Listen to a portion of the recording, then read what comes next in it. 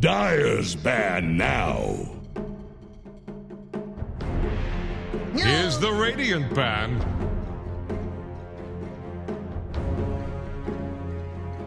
The Dire get a ban.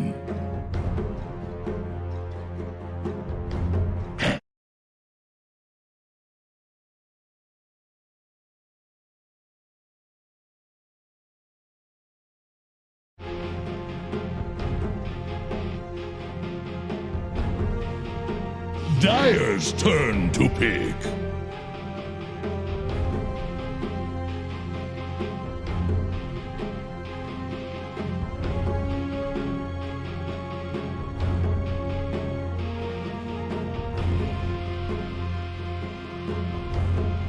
Ten seconds. 5 seconds remaining. Radiant's turn to pick. Dragon Knight.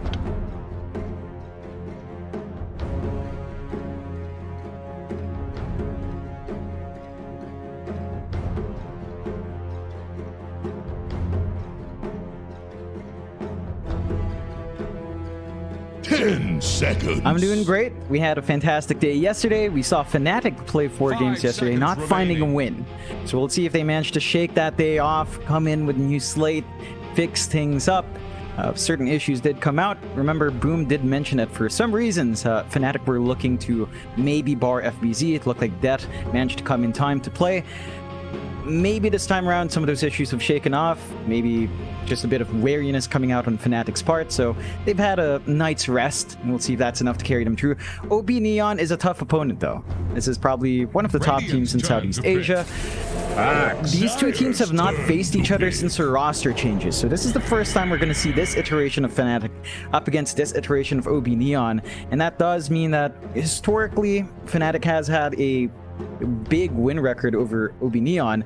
Not sure if that's going to carry over against this roster with this roster Fnatic. So we'll have to see. We have the opening draft already. Axe and Phoenix coming out for Fnatic. So they've got the Call Sunray, Call Egg combination to kind of work their team fights. We have seen a lot of offlane Axe, more than likely our Det hero here. OB Neon straight into the DK for Enryu, more than likely, and the CTM Nature's Prophet. So they locked in their pause 1 early on. We were talking about this the last time we saw OB Neon. You know, Skem, it feels like he's kind of tired of the NP, but they dipped back into it. I was surprised, because I felt like after seeing his Necrophos, they might just lean towards saving his hero last and just picking a Necrophos last pick.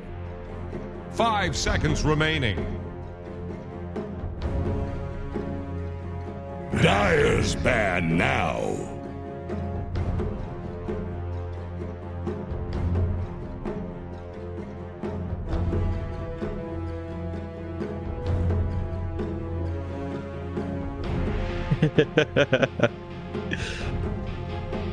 Here's the Radiant ban.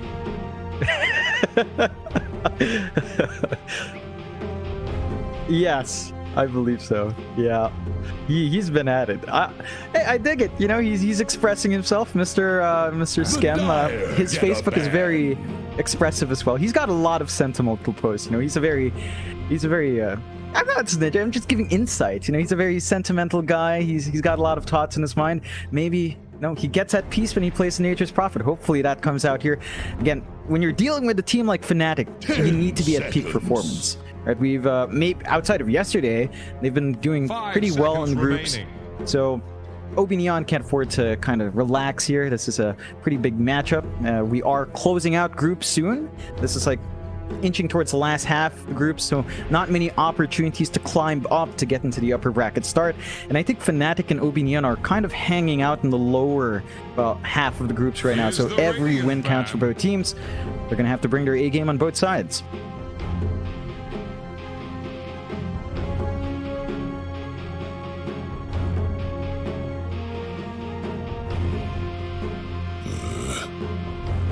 Dire's turn to pick. Templar Assassin.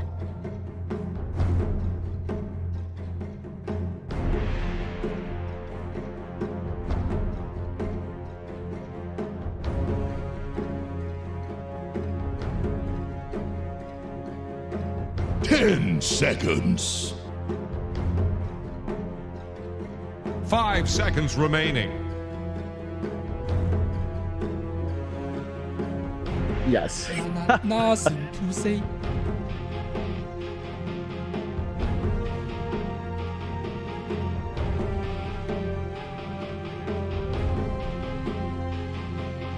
Radiant's turn to pick. Winter Wyvern.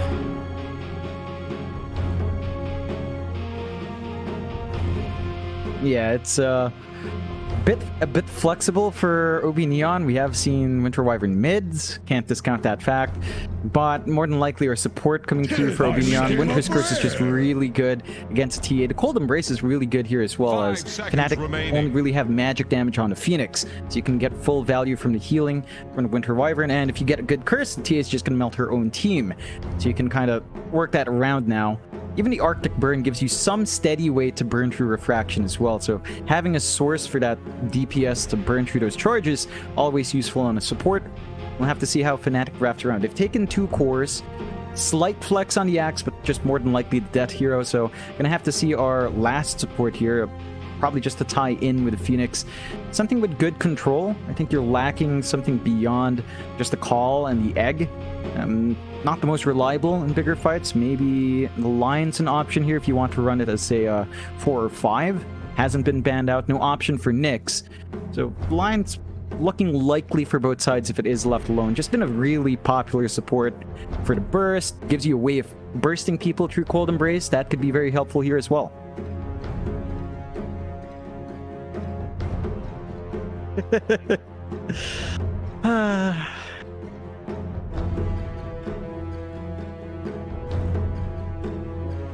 Yeah.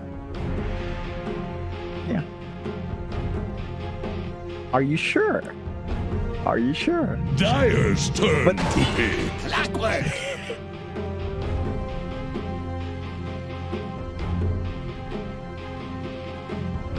No, that's not my issue here. I'm like, patch is in 10 days, so you're saying Lion's gone? Sure. Alright, he's gone. Are you willing to take Tinker back for that trade? Are you willing to see Tinker rise back, huh? 5 seconds remaining.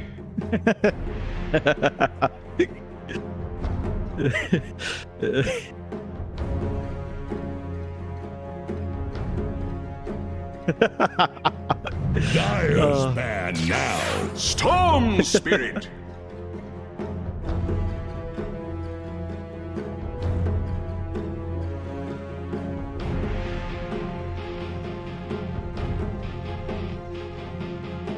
Radiant's turn to ban.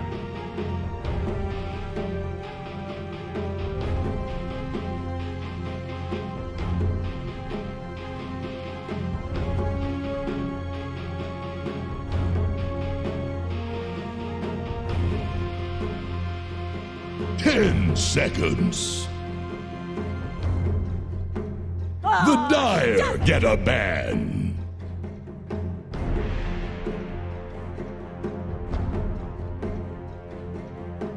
Yeah, it's not going to be a big issue. I think overall you can still farm at the same pace the TA does in terms of clearing the creep wave down mid as well. So you can kind of get that done. 10 seconds. This is why I was worried about Fnatic lacking hold. And the Storm Spirit has nothing to be 5 worried about seconds here. remaining. Until maybe, I guess, Ag Shard on TA with a Silence is pretty annoying. Beyond that, Axe Call, it's not reliable. Hook Shot can be if you're in the fog, but also not the biggest source of stun, as you can still maybe zip out if you just time yourself right on the follow-up. Egg as well, it's probably not going to catch that storm, so there's not enough control to lock in Yopaji's hero. You should be able to zip around unless you really fully commit your combination onto that one hero, and you run the risk of clumping up to get that Winter's Curse from Neon's side going their way. So Fnatic's got to really be cautious about approaching the storm. I think they've got to really play with the hook shot on the clock. There's a lot of pressure on whoever plays the clockwork this game to be able to hang out in the fog, always come in with smoke plays to catch that storm once his level 10 6 seconds. and onwards is up, because that's when he's just nearly impossible to lock in. See the last bans here, Fnatic banning out supports. They take out the Snapfire to deal with the Egg. Really aggressive lane.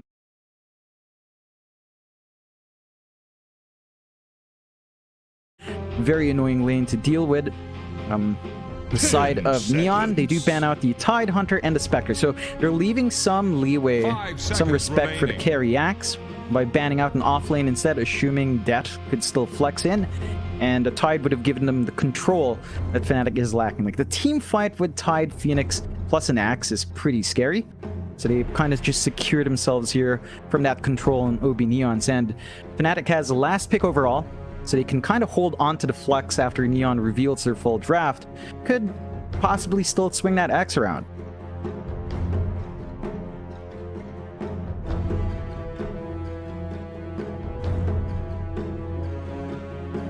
Radiant's turn to pick. Points away.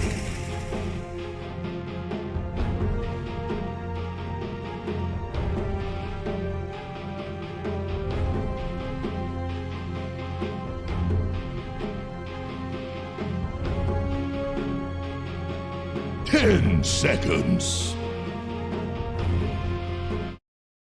5 seconds remaining.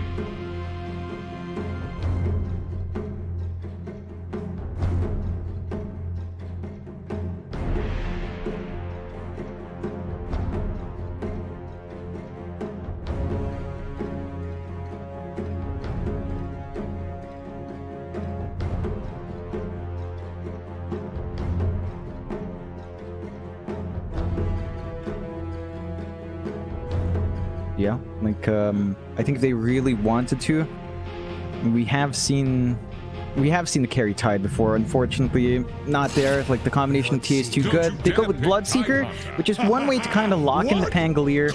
Maybe even force the Storm to be a lot more cautious, as the Cogs follow up with the Silence is going to be really annoying as well. So you have a way of managing Pango, managing the Storm now. It gives you good tempo, as you said. Not very greedy on Bloodseeker. Maybe dips into the jungle if the lane goes slow, but does take a very active role early on. We do have the Death Bloodseeker on the offlane. Raven is taking the safe lane axe, so they do flex it in the last pick. And there is some good activity here for Fnatic. There is maybe a slight factor of greed. With the axe buildup, if it does go off to a slow lane, which is rare, it might need to sit back and farm for a bit, but eventually you're still going to be a menace. I think the drafts do go out fairly evenly. Like, OB Neon, they've still got a pretty decent Storm game, outside of just worrying about Bloodright and where you land if you get ruptured as well. Fnatic, they've got this big win condition on Chuan. They've got the Raven Axe that can just keep shoving out waves once you hit the 20-minute mark. So you have a way of kind of preventing Neon from just playing this push game with their Nature's Prophet and DK.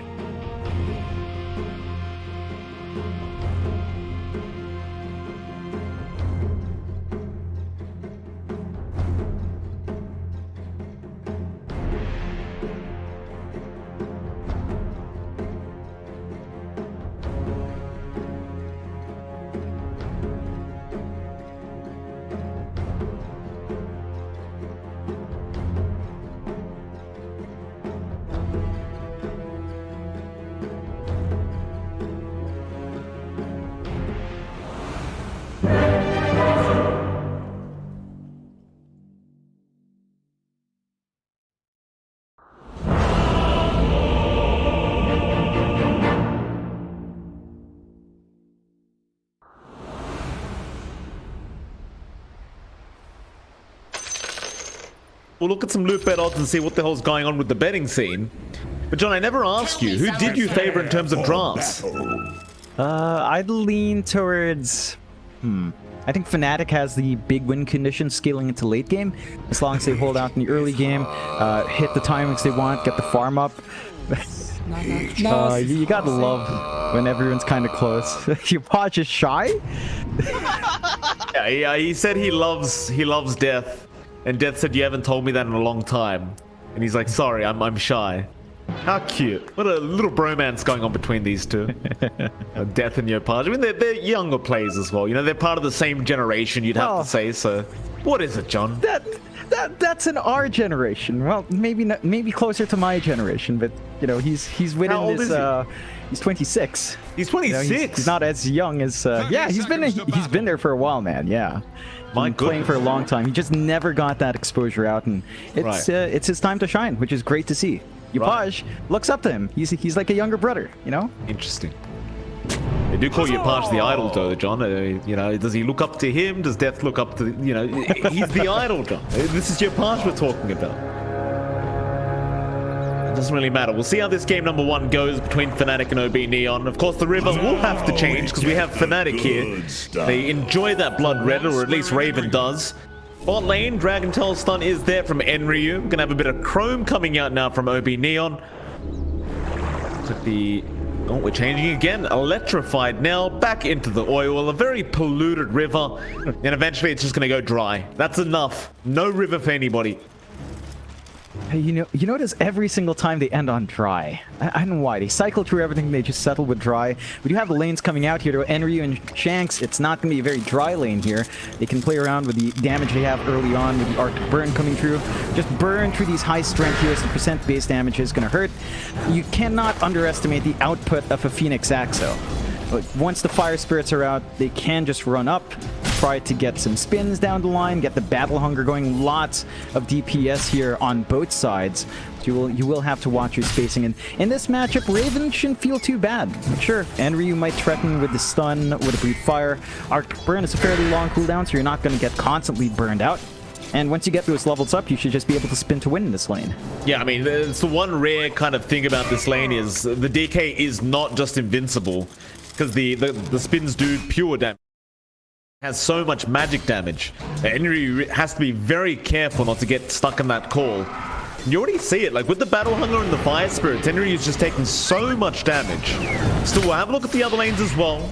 For in the mid lane, Yopaj and Chuan gonna go at it. Yopaj right now leading in terms of CS. In fact, hold that thought, because bot lane TJ, he was dropping quite low, but looks like he is gonna be alright. As I was trying to say, Chuan and Yopaj, Yopaj leading by CS, not too far though. I think Yopaj should have a bit of a more difficult lane into the TA as the levels do go up, and Chuan, again, he can always just go back to the side camps and stack them up, and that's exactly what he's trying to do right now. Unfortunately, it has been blocked by a sentry, so he won't have the option yet. He'll have to get it unblocked. Yeah, it's the one way to slow down the economy from both sides. They did just try to block that small camp on Chuan's side. Doesn't look like it worked. The spawn is still there, so the TA is still going to have some build-up. Yopaj, as long as he holds this lane steady, as long as no side lane rotations come out, I think you're pretty fine with an even lane. Like, your farming rate in the jungle is fairly even. You have some early rotation potential for Yopaj, and there's always the Nature's Prophet factor that we talked about from drafting. Now, again, with a Storm, that's not as likely, but you can still look to be aggressive on the Storm if there's an opportunity, and that's one way to build up. Whereas for a TA, you don't get as much opportunities. Maybe if you get a good power rune, you can get a side lane rotation, but beyond that, you are just going to be sticking there to farm. A very rare kind of moment here from our mid laner, Yopaj. He's going to buy his own Sentry Ward. You'd never see that. Usually they'll just ping the supports and throw at them a little bit until they come over and get the sentry down, but Yopaj actually getting the job done himself. Very nice to see. Of course, at the top lane, Death is there on the Bloodseeker. You've got Januel on the Pango, you've got CTM on the Prophet, and you've got Jabs on the Clockwork. Seems like a pretty good lane for CTM. Not really much pressure being applied to the Prophet. Death, he could try with the Blood Right, but ultimately you might get a couple of Treants. They're not really worth that much gold anyway. I think they're worth like 9 apiece right now. Really not really too big of a deal. If you can get him in the cogs, you might be able to kill him, but it's not going to be that easy to do. Bot lane, Raven, he was dropping quite low there on the axe, but is going to be able to back off. Looks like he went pretty far forward to get that Ring of Health from the secret shop on the Dire side. That's why they were trying to punish him with that Ring of Health. Now, assuming he doesn't die here, he should be able to heal up, but Enryu is getting some very nice body blocks off. Fire Spirit's though going to help out. DJ will give another salve over to Raven. Yeah, now with the Ring of Health up, I highly doubt they can pressure Raven too much anymore. You should be able to just hold the lane, keep that farm game up. You are starting to run out of a bit of mana here on the side of OB Neon, especially in Enryu. So he's not going to have that stun ready to go, or at least the spamability of that stun. And this is where you start to worry about this carry axe. You can start trying to drag the creep wave into the large camp, keep getting more farm. OB Neon are still getting steady EXP on their duo. At the very least, the Winter Wyvern's not really stepping away to give Enryu solo space. So you're going to have a good timing on that level 6. you have to watch yourself with how much you're willing to give an axe. Like, especially if that jungle's unchecked, he is going to flash farm like a madman. Certainly so. So no kills occurring across the map yet. We're almost 5 minutes into the game, but no first bloods happening. We are starting to see the supports making rotations over, though, so it may happen soon. Genuel going to try and interrupt this stack here. Does actually block it off very nicely, making sure that they aren't going to have those big stacks ready for Chuan on that TA, and that's one way to kind of counter out that Temporary Assassin and just try to interfere with the stacking. That's exactly what they'll do. Oh, even that small camp, it's only one neutral camp there. Chuan, he really hasn't had the time to stack it up himself. So, although he is top of the CS board, you know, it is a TA. You want to get as big of an advantage as possible. You know, otherwise, you may get caught, you know, pretty low in terms of net worth, and it's never fun to play TA when you're behind a net worth. See if they can manage to get those stacks up later. Yeah, it's really got to get that early start going. You want to rush into the Dragonlance, to Deso Blink, and that does take a lot of time commitment from the team with the TA, a lot of resources that have to flow in. General still doing a good job. He just plants a sentry, still throws his body forward, just preventing jabs from getting that space out. He doesn't manage to blast the large camp, though. Oh, you punch. Could just snipe the rune. Oh, wait, Chris dives there. Chuan, he would have loved that right click with the double damage, but doesn't quite get it off, and so the zip TP is going to allow him to get out.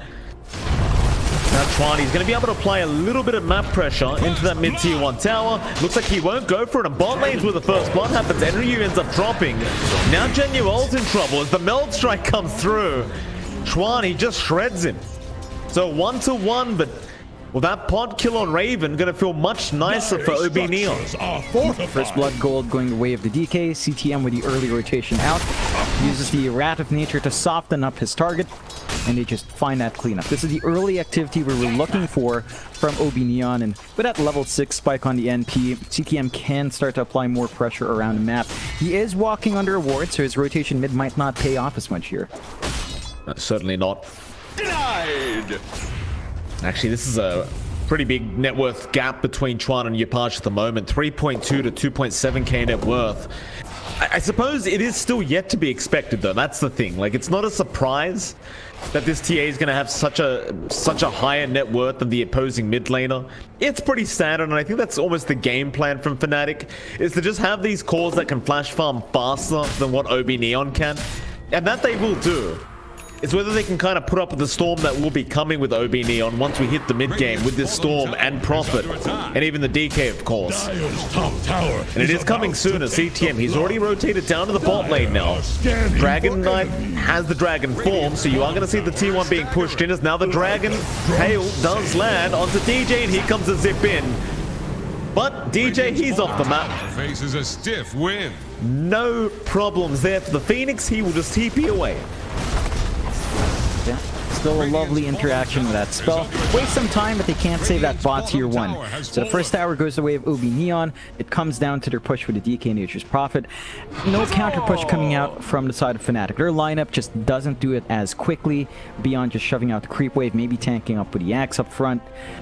For Fnatic's side, it looks like it's just time to farm. There's a couple of stacks built up where it looks like they were cleared out. A couple of large camps were there in the bottom jungle.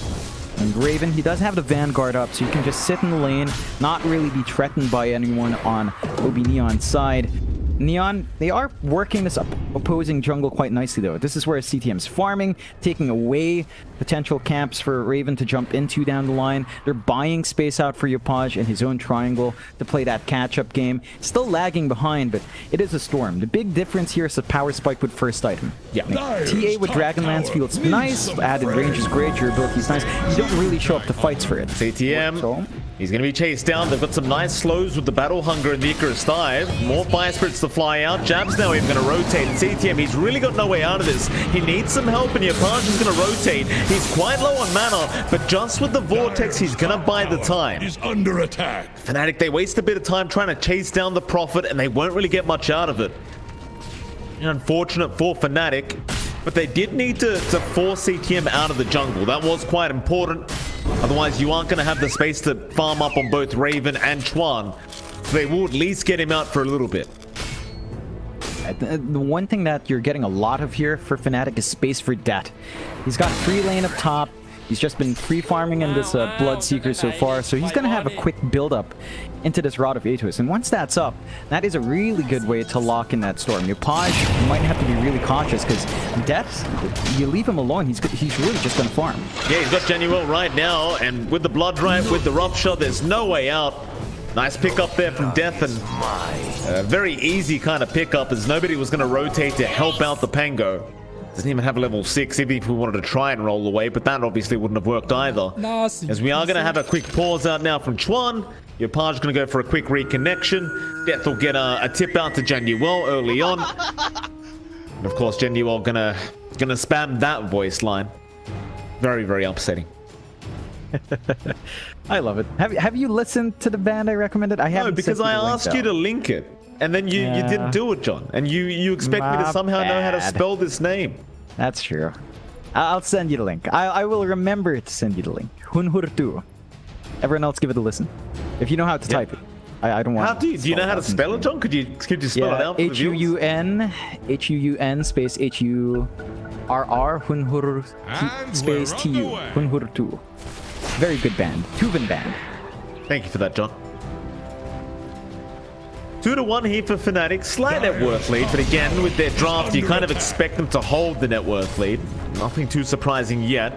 That T1 tower, though, just going down for free here for Death. CTM, he's going to rotate. They're going to try and punish Death as he is very far forward. And with the sprout out and the zip in, your Paj's going to be able to hold him down.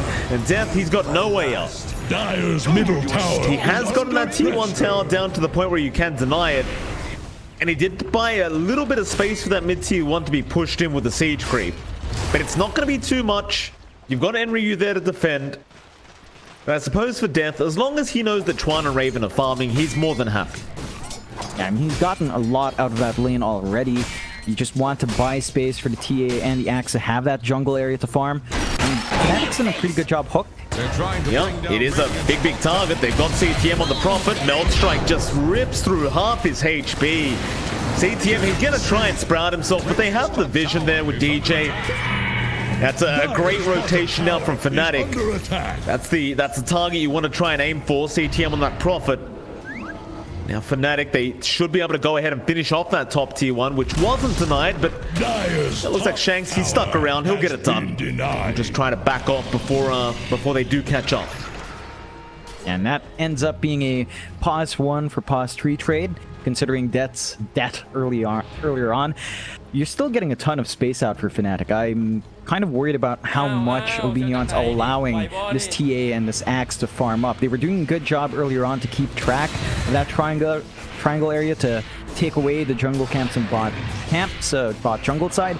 Now they've kind of relaxed, playing in their own jungle, building up on your Paj.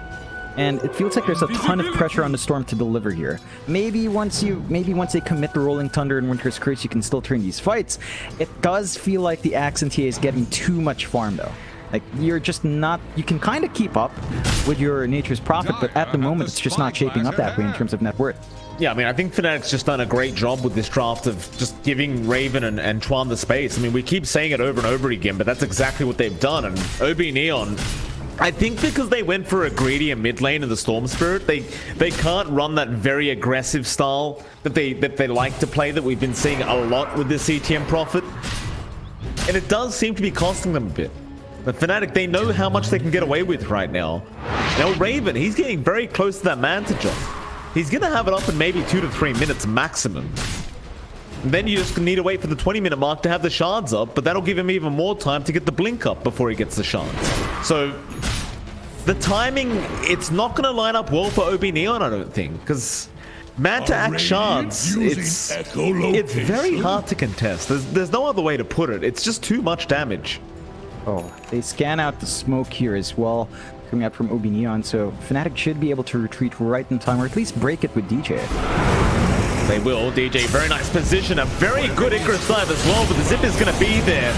Yopar should be able to get the killers now. The Rolling Thunder, but the Rupture is there. Januel, he will end up killing himself as Death. Bloodright is out. Yopar still trying to run, but jabs. He's got the hook shot and the Kong's pushback, but there is still more mana. Is it enough though? Curse is there from Shanks to hold them back.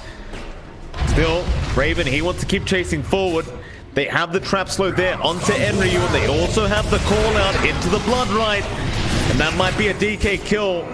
They'll try to cold embrace, but it doesn't appear to be enough. In fact, they'll even get the courier. Feed the flayed twins.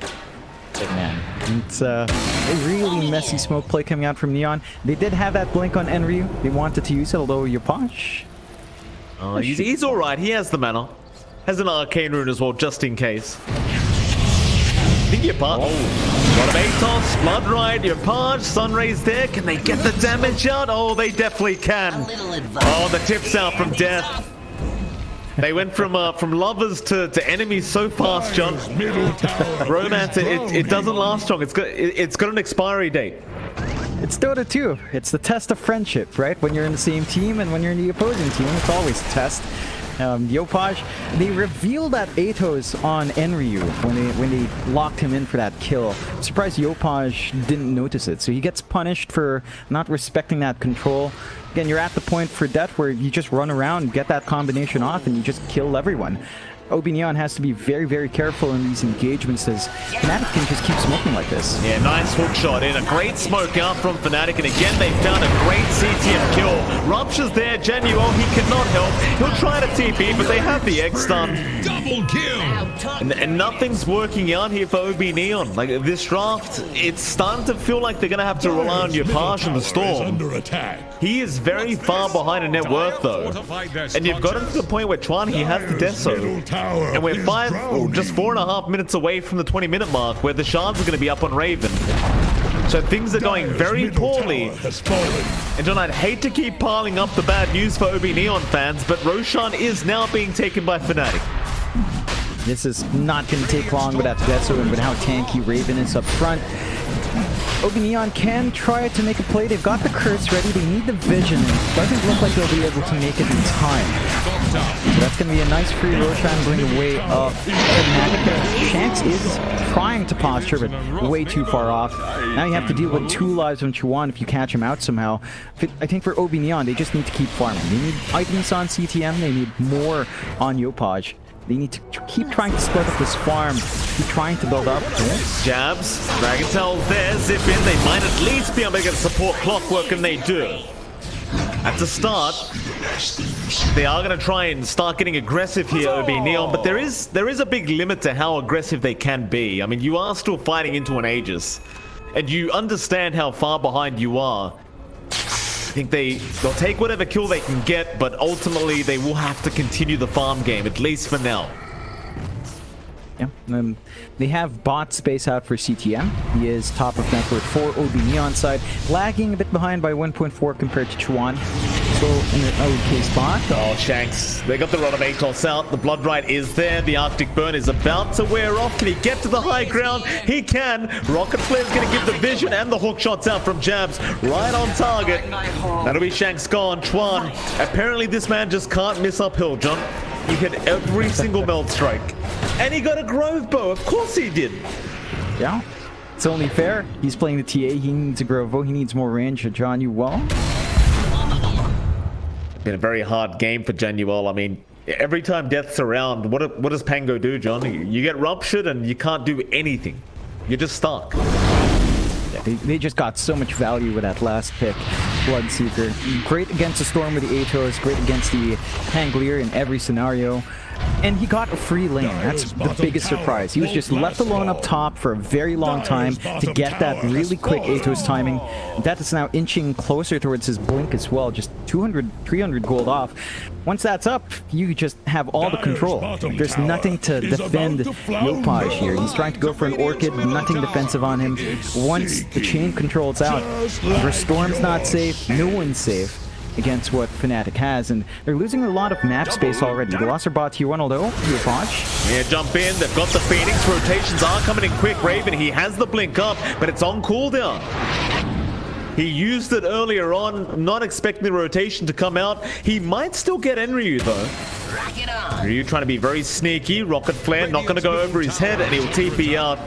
He will make it on the Dragon Knight. Fnatic, it's not the biggest loss. It's just a +5 Phoenix. Really not too big of a deal. Radiant's middle tower can't But OB handle Neon, they are slowly clawing their way back into this game one. For the That's twins. really all they can do is just keep hunting an easy kill on the supports every time they're out of position. Radiant's middle Eventually, tower you can't might be handle able to this start to damage. fight back. And Ryu.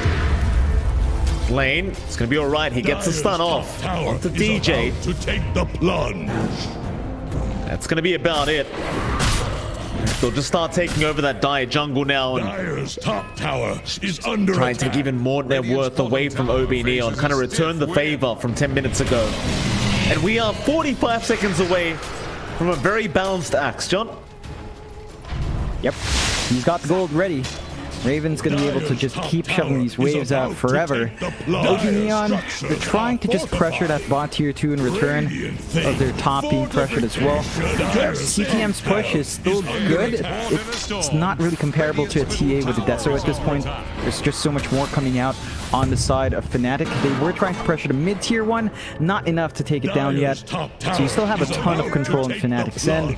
And again, they still hold the Aegis. So if they wanted to play forward, they really have no issues with that. And they will smoke up. You've got a big target up top.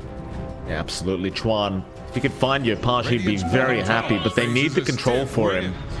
You almost guaranteed just need death around to get that Rod of Atos into the Blood Rite, and they do get the scan out. Your Pash, he has no idea. He'll start to back. Death's having a look. With that smoke, jabs, he's got the Rocket Flare in one, but no. Hook shot. Very, very close. That was a bit of a blind hook shot from Jabs. He was just off the mark. Tower is about I don't think they would have been able to land the kill anyway because they did commit the Blood Rite. But it won't really matter. They got the tier 2 tower. They've still got a 4k net worth lead. And now they'll take the outpost away from OB Neon. It's going to allow them to get an XP advantage even higher than they already have. And now shards are up on Raven. I'm pretty sure Fnatic, they'll start to go for those 5-man smokes and try to find some big pickoffs. In fact, we might see the bot lane right now because Enryu, he does get caught out. Raven, he doesn't have the Manta, but look at the amount of damage he's already dealt. Winter's Curse, not really going to help. DJ's going to survive anyway.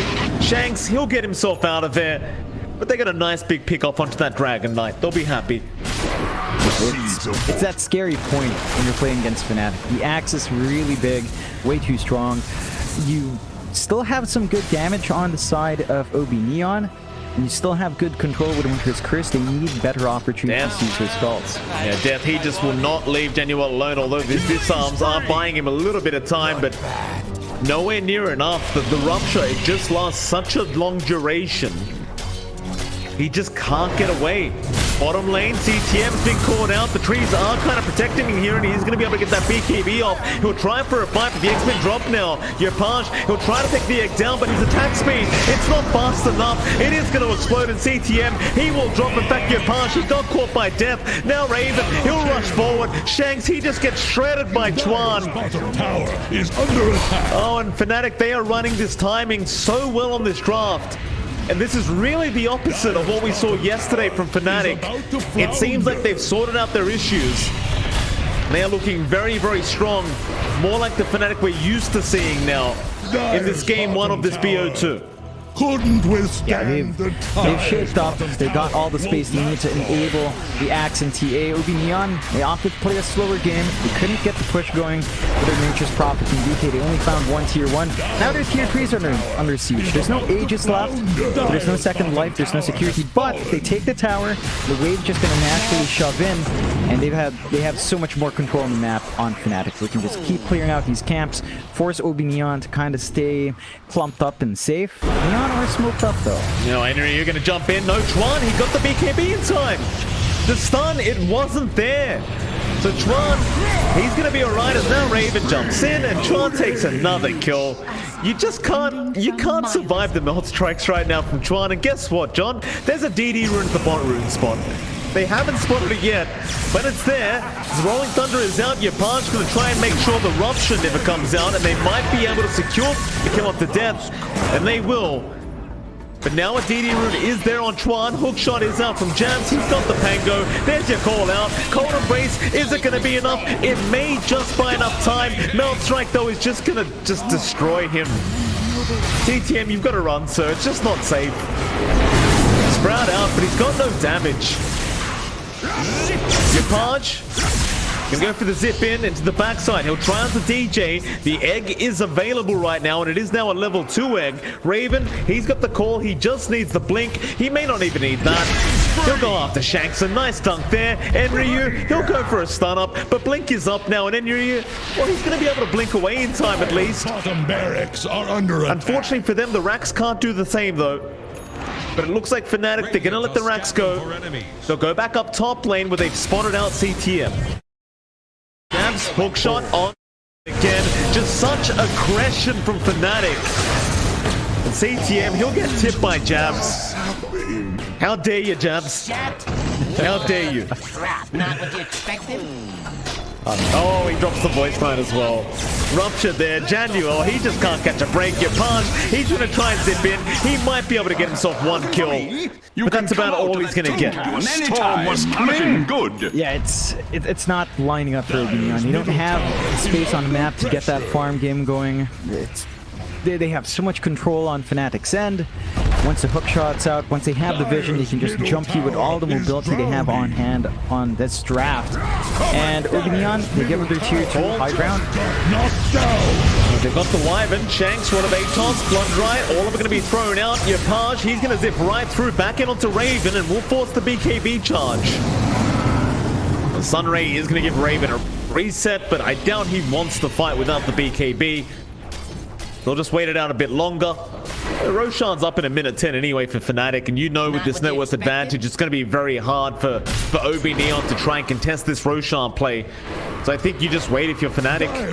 There is going to be a big smoke up though from OB Neon. They seem to think the Roshan may have already been started, but that is not the case. Maybe they can find Death. Enryu is around, but looks like Death's out of there. In fact, he has his own blink anyway, so if he reacts fast enough, he'd be just fine. Now a smoke up. Fnatic, 30 more seconds for Roche. They're going to try and start a fight. And another DD rune. How does this keep happening? Every time there's a TA in the game. Every time. Hook shot. Oh, they found CTM. Bloodright's there. They don't even need it. They got the call off. BKB will do nothing. Roshan is probably going to be scouted out by OB Neon at least. If they do check it in the next 4 seconds. Can they do anything about it? Probably not. No. Fnatic are aware they have a flare hole. Zip in, Death, he's been caught on the Bloodseeker. Rolling Thunder already out, Death, he's still not dead though. They should still be able to get him, but now the team fight really starts. The Schwan is there with that DD rune. Enryu gonna try and back off. Meanwhile to the north, they'll go after Shanks instead. He's just the easier target. Towards the south, they have got the Dragon Knight. There is a Winter's Curse there, but they're not doing enough damage to really kill off Jabs, and now a hook shot right on target. They get Shanks, and they've even found another. Yopashi zips right into his death. And it's Roshan time. Or it's mid-Rax time. Either way. Blood right there from Death. They may have found another. Genuel just needs one more second. It's not enough. Ouch. Yeah, it's too much coming out from Fnatic. They even have the full Ags now on Chuan, so he can just, you know, be a ninja across the map, jump right into Roshan by himself, get this done for his team. OB Neon, respawns are still short. We're very early in the game for these kinds of engagements, so they're going to be back up within the next half minute. Their entire roster, they've still got pretty good high ground defense if they can get the good curse. It's all kind of reliant on Shanks now to kind of punish that clump up. Punish them for grouping up into the high ground. They need a good curse. Like that's probably their best bet. You're nowhere near an Ags on Yopaj. He can't just zip in and hope to control everyone by himself. CTM doesn't have enough damage. Yeah, Minato is online. Chuan, he'll meet CTM down at the bot lane. And it was the first Hokage versus the fourth there, John. Fortunately, it turns out the fourth's just better, and I know you don't understand the reference. No. Don't even laugh, Jonathan. You haven't watched the damn anime. No. You don't get to laugh at that reference, Jonathan. Oh, your punch? Just zip in, your punch. We'll be alright. Yeah, he's sort of tempting fate. If they manage to catch him out in that zip, you get a good call on the spot where he lands back. He doesn't have a lot of mana to get that done. And obviously his TP's on cooldown, so there's always that bit of risk.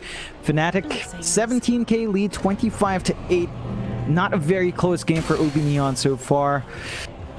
They're relying on this big high ground team fight. And they just need a good curse. Lots of pressure on Shanks. Yapaj can only do so much in that storm without the Ags build-up. He is queuing up now, but he's way far off. He needs so many kills to get that done. Maybe once the Ags is up, the storm feels a lot better. I don't know. It's just really scary when you've got all this control on Fnatic and you don't have any source of spell protection as a storm here. You just make one small misplay, you're gone. Yeah.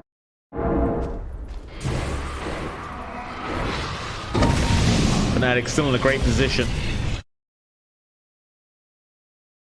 Are you ever gonna watch Naruto? Probably. It's too many episodes. It's way too long, man. Way too long. I appreciate that. What was that manga you were reading? Princess or something? Uses princesses, yes. Yeah. Princesses, so there's more Pretty than short. one. Yeah, it's the two main Oh, cool. So now any of you viewers will be like, oh good, there's a guy that watches or rather reads manga called Useless Princesses and a guy called My Little Pony casting. Amazing. Truly the best quality cast is here, Mike. I know Raven, he's in. He's got a nice target on that Dragon Knight Tavion. Speaking of anime, he's going to survive. Raven, though, he's going to get the bot racks. He'll be alright with that as your page. He'll still zip in and out. But even with that, he won't have the damage. And now CTS.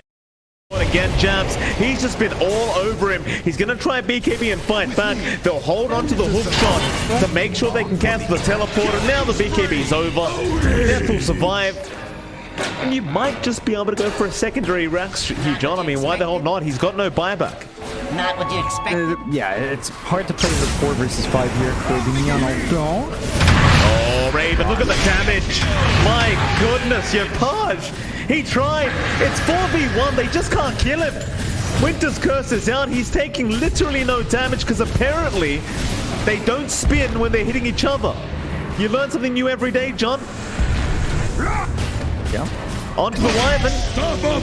He'll get Shanks. Meanwhile, towards the south, Enryu does die. And there you go. GG's called. They've had enough. How does that work? Yeah. If you Winter's Curse and Axe with the Manta Illusions, they won't spin because they're hitting him.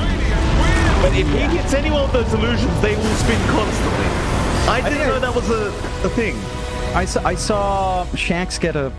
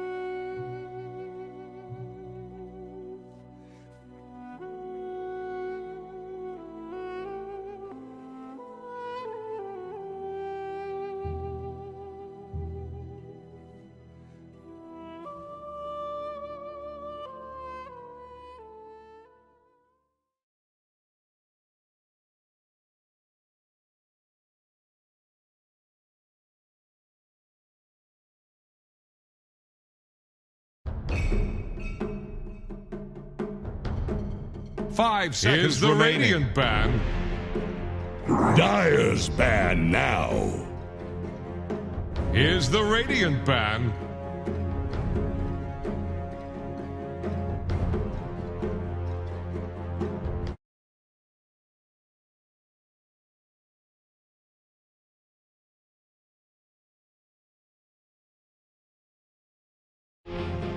Ten seconds. 5 seconds remaining.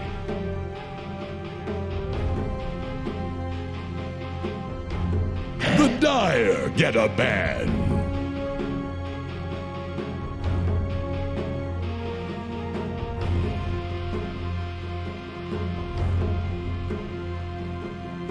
Radiant's turn to pick.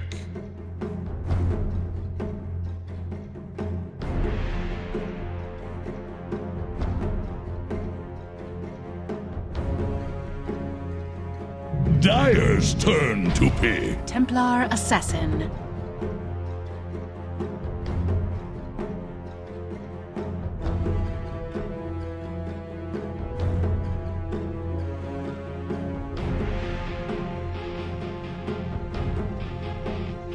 Ten seconds. I think they've got to play faster. They played a really slow game in game number 5 one. They weren't seconds aggressive in their remaining. lanes. They didn't really try to deny the farm away from the Axe TA. And when they were trying to roam around the map, they left Det alone for so long that he just got a rod of 8 to his head around 10-12 minutes. So they need to apply more pressure up against a team like Fnatic. They're a team that really maximizes the map when you allow them to.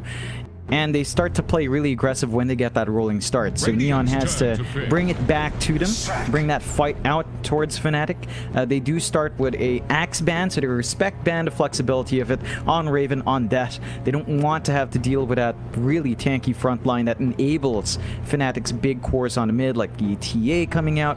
Chuan does enjoy these slightly farm-heavier heroes, and as long as he gets the space out, he will 5 be worth the seconds investment. remaining. So I think Neon's got to be ready to really block out those camps more aggressively, take the jungle earlier on, push some towers faster, and I think their opener here kind of fixes those issues. They get the Nyx under support, and they've got the Leshrac. So they've got a great way of just burning through refraction now, and a great way of melting these towers very quickly without relying on an ult like, say, the DK. They've got a lot of opportunities to just run down a tower with a rotation out, melt an objective. They've got flexibility here as well. It could be the Yopaj Leshrac, it could be the CTM Leshrac, it could be Enryu's Leshrac. Although with Neon, I feel like they lean towards having it on CTM. But we'll see, it's fairly 5 open seconds for Neon remaining. side. If they want the TA Lesh matchup, it's there, and it's already plainly obvious unless Fnatic flexes the TA towards Dire's safe lane. ban now.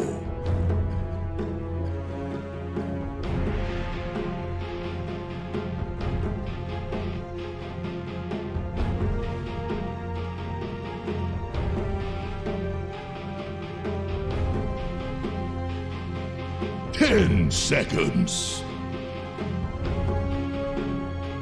5 seconds remaining. Here's the Radiant ban. The Dire get a ban. Yeah. Okay. Yeah.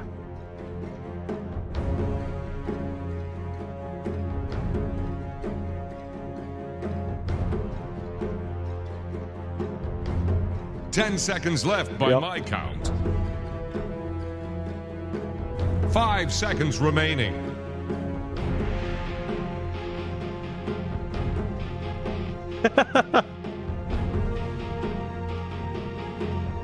Radiant's turn to ban.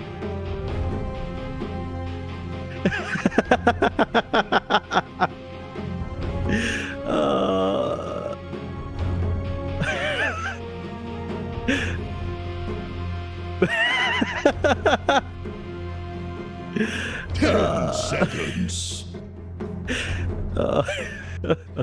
5 seconds remaining.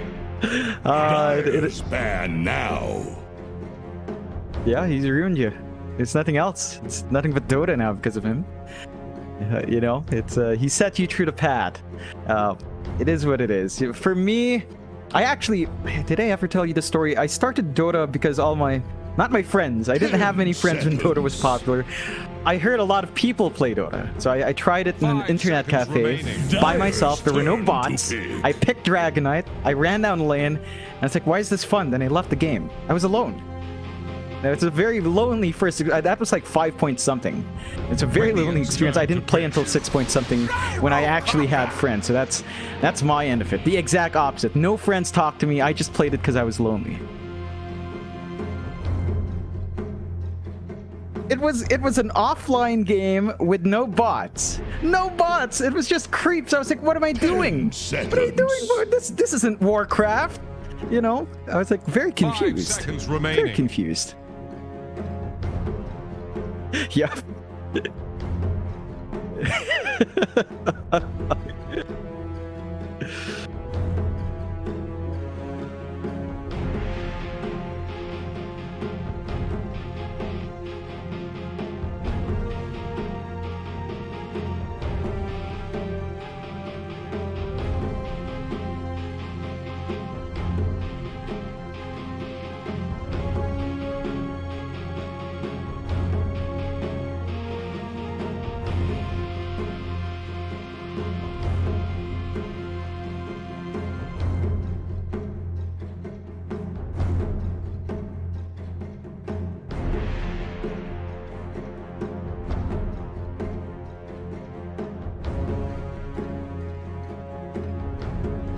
Dire's turn to pick. Dusk.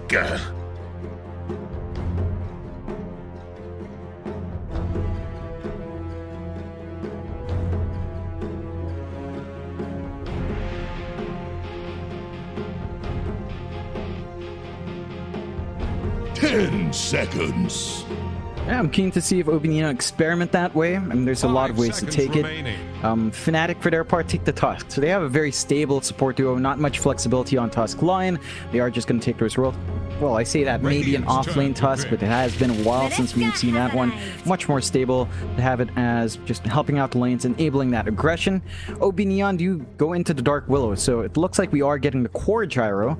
No games around here, no funky pause 5, pause 4 gyrocopters. They have really good hold on Neon's side, really good aggression to build up with a gyrocopter, with a Leshrac, with these two supports. Fnatic have a good answer to all of that control though. Jug, if he sees the rotation in, as long as he's not immediately stunned up, he can just spin out.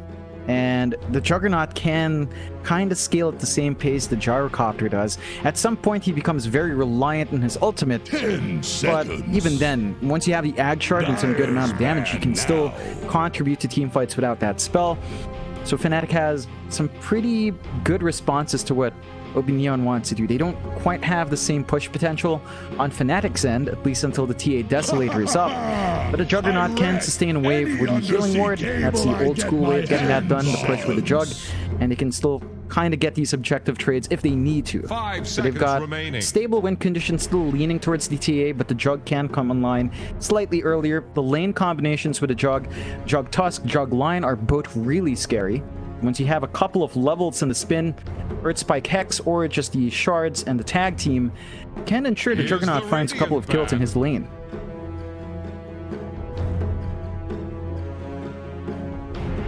The Dire get a ban.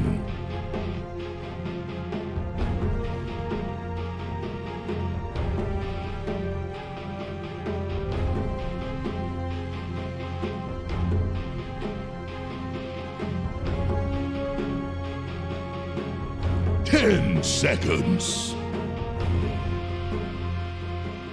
5 seconds remaining.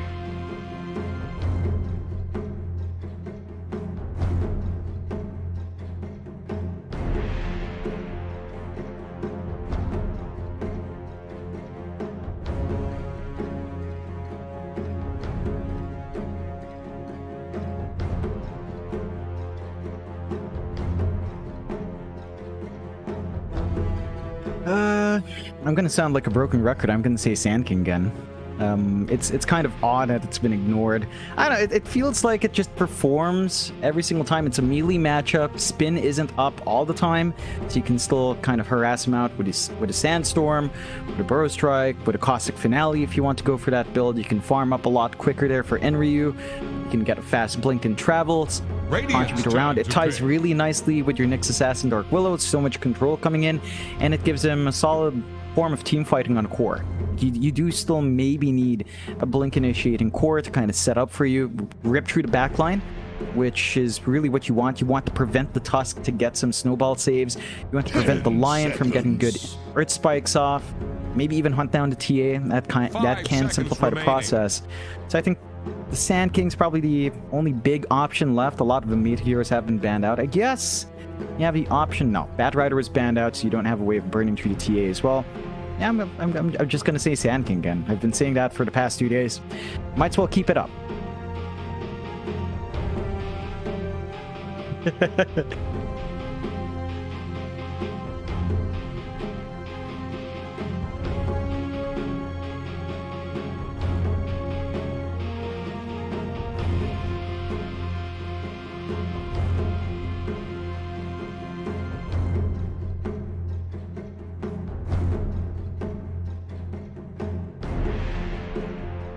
Dire's turn to pick. What's away?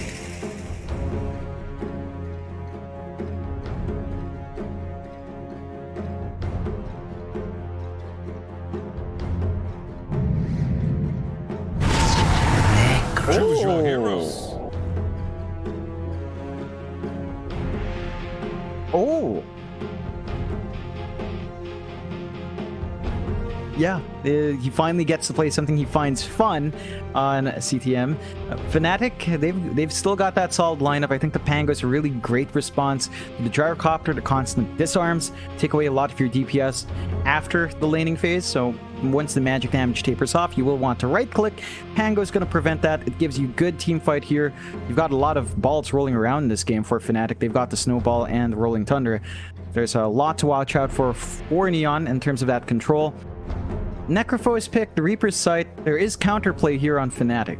There's the Snowball save. So if you see the Sight coming out and Jabs is in position, he can just Snowball and prevent that kill from coming out. That is something CTM is going to have to watch out for. I'm keen to see what Upaj does on the mid Gyrocopter. It's been a while. It does pop up here and there, but it's been a while since we've seen it ourselves. I'm keen to see if he actually goes for that stat build you mentioned. I feel like if you're playing mid, if you want to play greedy, you've got a space-making Necrophos and Leshrac to get the farm, to get the space for the Gyrocopter to farm. You could afford to actually go stats there and just ignore the trades with the TA, keep building up, just burn her refractions with early Rocket Barrage and keep farming up. I think that could be one way to execute on Neon. Of course, they could still play fast. If you go with a standard build on the Jar, you can still group up with your team, line up for mid, line up for the bot tier 1, and just take those early objectives to try to choke out Fnatic once more.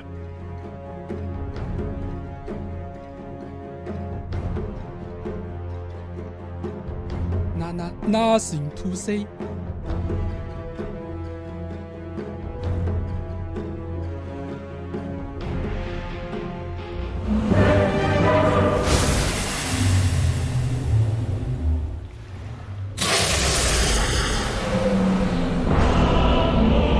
I'd hold it towards Neon. This draft fits what they do a lot more. It has earlier aggression. You don't need to farm as much. It's hard to bully out CTM on that Necrophos. Like, we've seen that time and time again where they last pick this core in a matchup that looks like he's going to take something else, and then he just ends up taking control. Like Necrophos versus Pangolier lane, it's not that bad. Like, you can dodge out a lot of the Pango's physical damage with the Ghost Shroud on the line. You're a ranged hero versus a melee. You can sustain yourself with Death Pulse. So it's going to be very tricky to stop CTM from just farming up and getting his level spikes. And that's the big issue. Once you have that Reaper's Sight up on CTM, he's just going to look for an easy kill. He's going to commit it. Doesn't care what target he goes for. And once he chops him down, he's just going to start building up. Yeah, fair enough. Fnatic, they've got an early smoke going. They might try to get aggressive here with this task, and I have fun. fairly stock standard when you've got that tag team up. Paj immediately giving the tip over to Death, and Well, it looks like the romance is back, at least for now, between these two. We saw last game round, though. It didn't last very long. They do tend to betray each other very, very quick if necessary. All for the sake of the team. Fnatic unable to really find an opportunity to abuse that Tusk tag team right now. They do get a nice deep observer ward, though, in that dire jungle. That's going to allow Jabs to get a little bit more aggressive on the Tusk as he can rotate between lanes now. Make his way over to the mid lane, keep tabs on who's farming that jungle, and you can expect your Parch to be there with the flat cannon. They are going to go for a nice impale onto DJ, and now the Splitter itself, and that should be first blood going the way of OB Neon. Sound of money. Januel, the one to take it there on the Dark Willow. Great start here for OB Neon already. And that's going to help Yopaj run up to grab the bottle early on so he can sustain his mana spam. He does start with homing missile level 1. So it looks like he was just getting ready in case he needed the stun for the first blood. This can still sort of annoy Chuan. With the side blades up, he can't really block the damage. The stun will just block you from getting some of those last hits as well, and Yopaj can try to aim for those denies. Now, when it comes down to it, your right click as a gyro isn't great. You have very low base damage. Chuan can win out the right click trades, and Chuan can secure CS a bit easier, so you will have to watch that in Yopaj until the levels and stats start coming in. Yeah, absolutely. We'll see if Yopaj does go for that stat build up. Like, it does seem very, very powerful. He is playing mid gyro, so it may be a little bit different. He may opt to just go for the skill build up, and yeah, he's already going Rocket Barrage, so he's not going to bother trying to play that kind of farm heavy gyrocopter with that stat build up. You'd rather have all the magic damage with all the spells that you have, because he is going to still want to be aggressive with his team. He doesn't want to sit back and farm too long. Of course, over at the top lane, you have got a bit of a tri lane going right now. Fnatic, they do bring Raven up to the top lane on that jug. You are also going to have Jabs and DJ around. You did have CTM on the Necrophos here, but he's left the building. He's going back down to the bot lane. They'll leave Januel up here on the Dark Willow. So I'm pretty sure Enryu's about to make his way over on the Leshrac, and he does. And that kind of goes back to the fact that the spin is going to be very annoying for CTM. That Ghost Shroud not going to keep you as protected as it once did. So they'd rather CTM just avoid Raven on the jug altogether. Yeah, but Fnatic have done the musical lanes once more. They've already TP'd out Death, so back bot, DJ, they've got Raven around. Well, he was TPing in, and he is there. So CTM's going to have to contend with that lane. I think you're kind of fine. Just avoid the stuns like that. Make sure you don't get jumped by the line. And if you don't get hit by the spin, you're pretty okay. You can still CS fine on this Necrophos. You can still sustain yourself with the passive you have once you get some CS up. So it should be a relatively easy farming lane. It's a little bit more on Shanks to ensure the zoning's there. So it's Shanks' job to prevent DJ from finding that space to get the control to enable that spin. And as long as he does that job, throws his body forward, CTM's fine here. Yeah, certainly so. Shanks is going to be there anyway, just in case he needs it. CTM, he'll cut them off with that small pool and start farming himself. It's quite hard to really abuse a Necrophos anyway, even if you do have a bit of a counter. So you look at Jabs, he is making a rotation over again on the Tusk, so still wants to be effective with that tag team. He actually hasn't skilled anything up quite yet. He's got all the skill points ready to go. No skills available right now, but he is level 2, so he can go for the shards or the snowball. Pretty sure we can almost guarantee he is going to opt for the tag team at level 1 at least. There is no Ghost Shroud available right now for our Necros. This could be a very nice time to try and make that aggressive play against the Necrophos. It's where the Jabs can sneak his way in. Looks like he should be able to. They don't have any wards to scout this out, so Jabs will start running down now into CTM. They might opt for Shanks instead. He is the easier kill, but a nice impulse out. DJ, he might be the kill first, but no Raven. He does go for the spin. Shanks, he is going to drop, but they might be able to trade very nicely now as Raven is so darn low, but that healing ward is going to leave him alive. The creeps, though, are going to chase him down, and this might be a bit of wasted time here for Raven. But he does save his own life. He still secures the kill there onto Shanks. Even gets a couple creeps to farm to boot. So he's a very happy man at the moment. Yep, they managed to make that commitment work.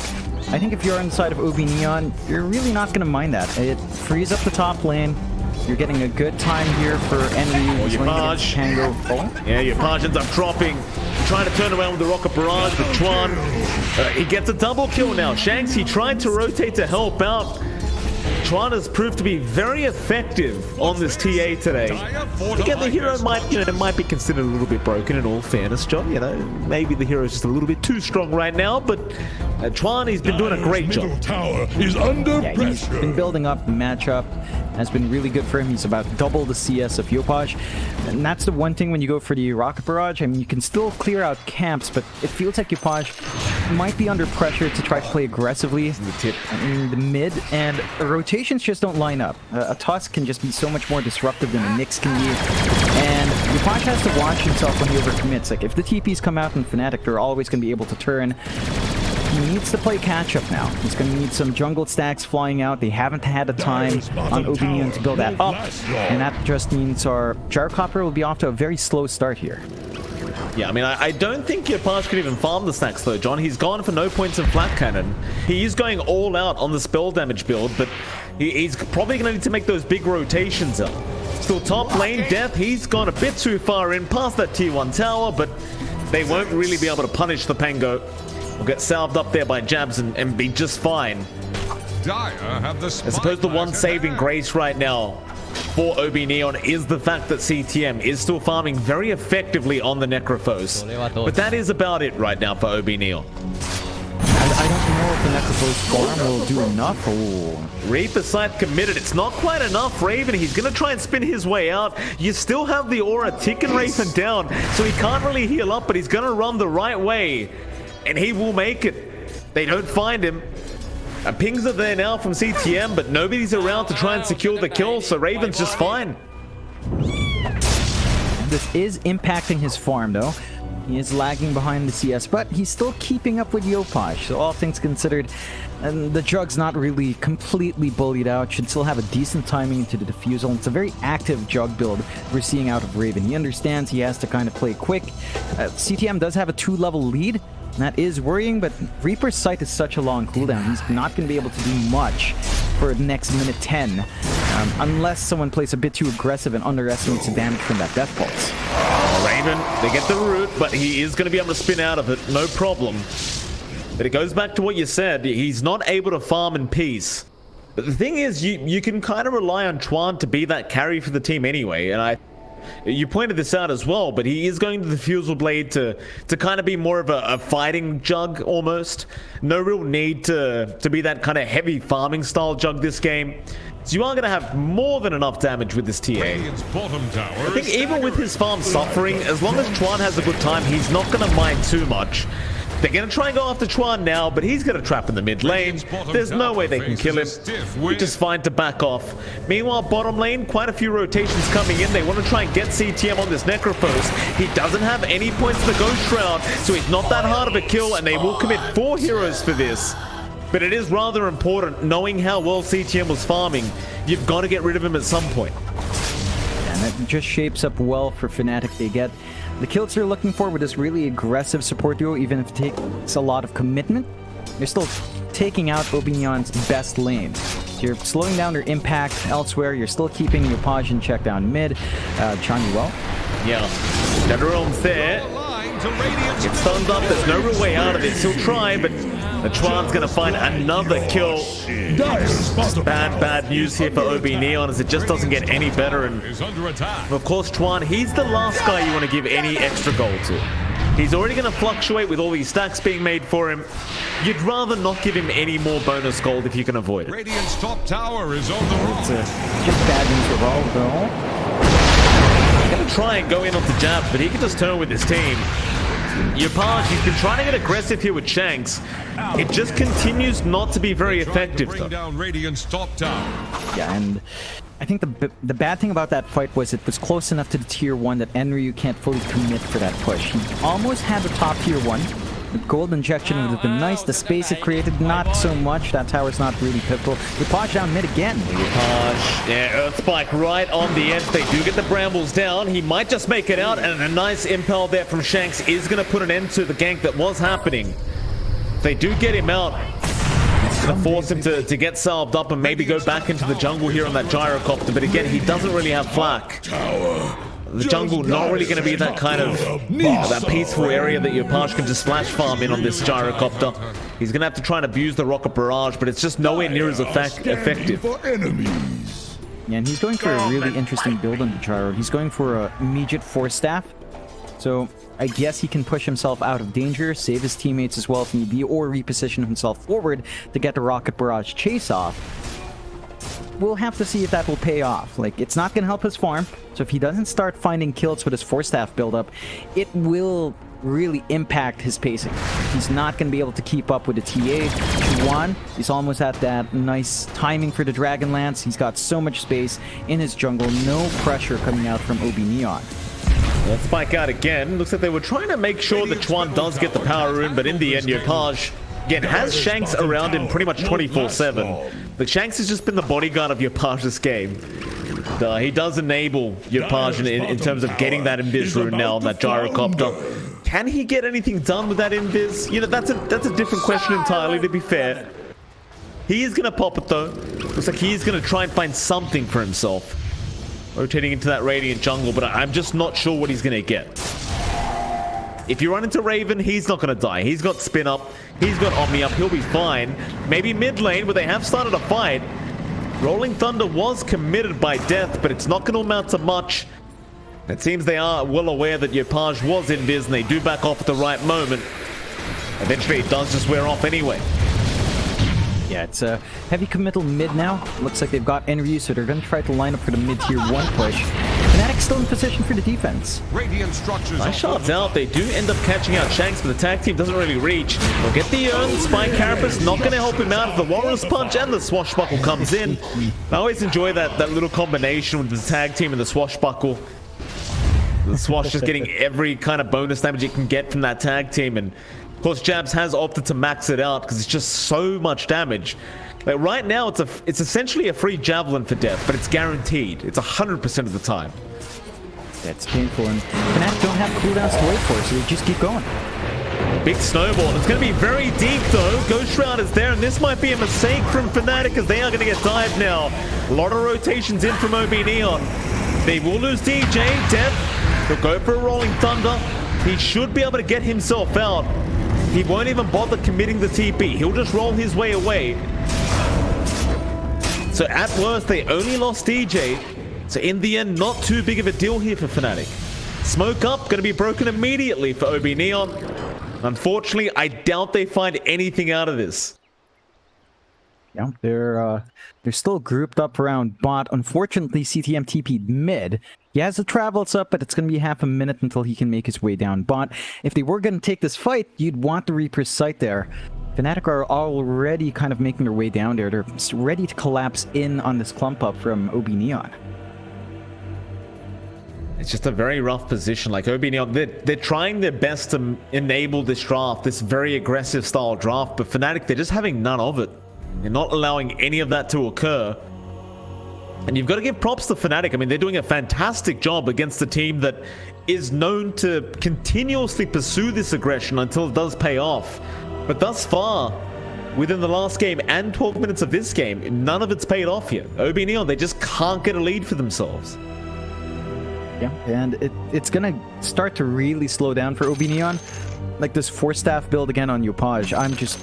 If he doesn't find kills or if he doesn't get the saves, he's not going to farm. Like, he went all in on the damage. He really did just max out Rocket Barrage and the homing missile. No value points in the flak. So if he doesn't start finding something for himself, he's not going to escalate as a gyrocopter. He's going to always lag behind the TA. He's always going to lack damage. He's always going to lack protection. He's going to lack an item lead. And Fnatic's just going to be able to keep building up in their win condition. Like, sure, Raven's kind of slowed down. He's behind CTM's farm by about 200 gold. Not a big deal when your TA is about 900 gold above everyone else on the side of OB Neon, and is still set to escalate, has the Dragonlance up, almost at the Desolator timing. So, Neon, it feels like because of how they're playing this, they've kind of set a 10-minute timer in themselves. If they don't find the openings they need in 10 minutes, I don't think it's going to get any better in the late game. No, I mean, I certainly agree with that, John. It really doesn't feel like it's going to get any better as time goes on. OB Neon, they've got to find some kind of advantage now. And, you know, you look back at the farm of Chuan. We saw this last game. He's having the freest game of his life. Last game, it was even more difficult because OB Neon, they were doing a great job of blocking out the camps, but that hasn't been so much the case this game. So you could argue he's getting even more farm this time around. Yes, you could compare him to CTM. I don't think the Necrophos necessarily compares, though, right now to the TA. No. It's like... Definitely not. He's gonna get another 4-star. He could try to kite out Chuan, but where's the damage gonna come from is my problem. Lane, they're gonna try now, but they're already onto Enryu and the fingers out. They blow up the left track. They do at least get death on the Pango, and they might even find another. DJ, he is dropping very low, but the stick charges are there, and they can't finish the job off. Shanks and Yopaj, they have to run. Now the Omni is out as well from Raven, and he will secure the gyrocopter kill. Towards the left side, Shanks. He almost dropped as well from Fnatic. Traps are going to slow him up. They're going to continue the pursuit. Towards the east, Raven. He's fine. They just can't control the jug. He'll walk away. Yeah, not a great trade for OB Neon. They dropped 2 for really just 1 kill, and in the end, they sacrifice Yopaj, so he doesn't get as much out of that as he'd want to. He does have the full 4-staff, and this does enable OB Neon to group up bot for the push, but they're Leshrac. They can find that objective. They're going to be able to melt it down. Fnatic doesn't care. This is not the area of the map where they're really trying to build up farm. It's not the area of the map where Chuan is farming up anyway. They could slow down Raven, but again, he's not the big win condition here. Yeah. Jabs, he gets spotted there for a second, but they can't really dive him under the tier 2 now as Yopaj. The damage, it's not going to be too high. Still does have that defensive 4-star, and now there's a big rotation coming in. OB Neon, they still can't get this though. Chuan, he backs off at the right time. Top tower is under attack. They could try to go after that mid tier 1, however. Stun is going to connect, or they're going to go for the dive. Terrorize, no. He cancelled off, but now DJ comes in, and Ryu, he's just getting bursted down. Even the snowball there from Jabs, and a great chance out as well. It blocks the way. Shanks, he's stuck on the staircase. It won't matter, they won't pursue. But now Death, he does want to keep going back in as Januel. He just gets bursted by Chuan. Yopaj, he 4-staffs out, but it will leave Shanks behind. Let the bodyguard take the hits. Fnatic, they aren't even breaking a sweat this game too. They're just lining up the counter-aggression, and it comes down to these supports. The Tusk just enables you to turn these fights every single time. OB Neon are just constantly forced to respond, and when Fnatic can, they just leave Chuan behind the farm. Like, he doesn't even need to join these necessarily. OB Neon are forced to group up as 5. So none of their cores are farming. Even if they were farming, you're farming on a Necrophos, you're farming on Lesh. They've got very tight timings. Yopaj, the 4-staff has been great to save himself. It hasn't really enabled the aggression yet. We really need to start seeing that come out soon. I think the value is you can try to force people forward like that, but Chuan, he can just start doing so much damage. They control him up, but to what avail? Maybe the Edict takes him out, but no, it's not even enough damage. Enryu and Shanks both going down, and now Yopaj, he cops the Omni from Raven. It just never ends. Every single attempt they try just ends up working in the favor of Fnatic. And now that tier 1 mid tower, it's just going down for Middle tower is under pressure. I'd hate to repeat myself, John, but not a sweat broken. In fact, they'll go for more now. Knocked down. They've got the Dark Willow. They even found CTM on the Necrophos with the perma-stuns out. They'll take him down, and it's not over. Because Januel, he will die towards the south. 5k net worth lead now, and I know you've said it a few times this game, but OB Neon with this draft, they have their backs against the wall, and it is going to be very hard to push back against Fnatic. It's nearly impossible. Every single time we've seen OB Neon clump up as 5. The 5-man of Fnatic is just easier to pull off. They've got greater burst damage with the Lion, with the TA. They've got greater stuns coming out, much more reliable stuns with the Lion and even the Tusk and the follow-up on the Rolling Thunder from Death. OB Neon need to be able to catch someone out, try to get control and get that kill. They catch Chabs. It's something, right? Like, you commit the Reaper Sight, but you need a kill going your way. OB Neon, they're not gonna be picky about what kill they take. They'll just use whatever they can to get whatever kill. Dire's top tower is about Yeah, to take the it just has to start flowing. They find one kill, but that opens up the Roshan. They know the sight's down, so the big team fight spell for CTM's gone. And Chuan with the Desolator, it's the same timing last game. As soon as he has it up, Fnatic just goes straight into the Roshan.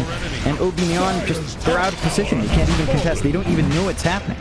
Absolutely not. Meanwhile, DJ just keeping tabs in that Dire jungle. Yopaj, he's trying to farm, but again, without the flak cannon, it's just so slow.